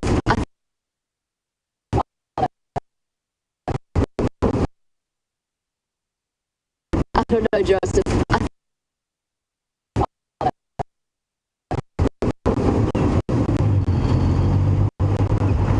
Just to finish off with that Mamba sighting, guys, just important to remember that they have such a reputation for being angry, aggressive snakes that chase people. We really intruded, however accidentally and however unavoidably, on that snake's personal space. It reared up to look at us, but there in no way did it try and strike, did it try and chase us, did it show us any undue aggression. It was just, it got a fright, it was afraid, and then it took the first opportunity it had to move off. So snakes really are incredibly misunderstood creatures, but definitely a special moment in our morning. And I must say a big thank you to Tebs, who did a fantastic job of bringing us those incredible shots, which I'm sure you all appreciate. Ladies and gentlemen, thank you all for your questions and your comments. I hope you had a wonderful sunrise safari. And please don't forget to join us for the sunset safari later on this afternoon. I'm going to send you back across to Brent for the last few moments. Have a wonderful day. So since there are so many new viewers, we decided to take you on a little tour. This is the back of the Djuma Lodge on my right here. Our final control is coming up on the left, and I think we should get Kirsty and Nikki to come outside and wave. So final control, and you can see the satellite dish that sends the signal through. Let's come on, let's get them out. Come down to the fence, ladies. And Kirsty, not just one of you, both of you. So let's say we need both. No, there we go. No, come out, Nikki. We can't see you, Austin. She's hiding. They're shy, our final control girls, but they've not. We're going to have to ambush them at another stage, a bit better than that. But thanks for joining us. Well, we can ambush Steph at least. He's wandering around on the phone, being very businesslike, saying, "Morning, Steph." There he is, making sure we all eat and survive out here. But it has been a fantastic sunrise safari. It's been great having you all with us. Amazing Black Mamba with Jamie, and we really enjoyed our time with those elephants. But don't forget to join us on the Sunset Safari. Hopefully the big cats will abound. Goodbye for now.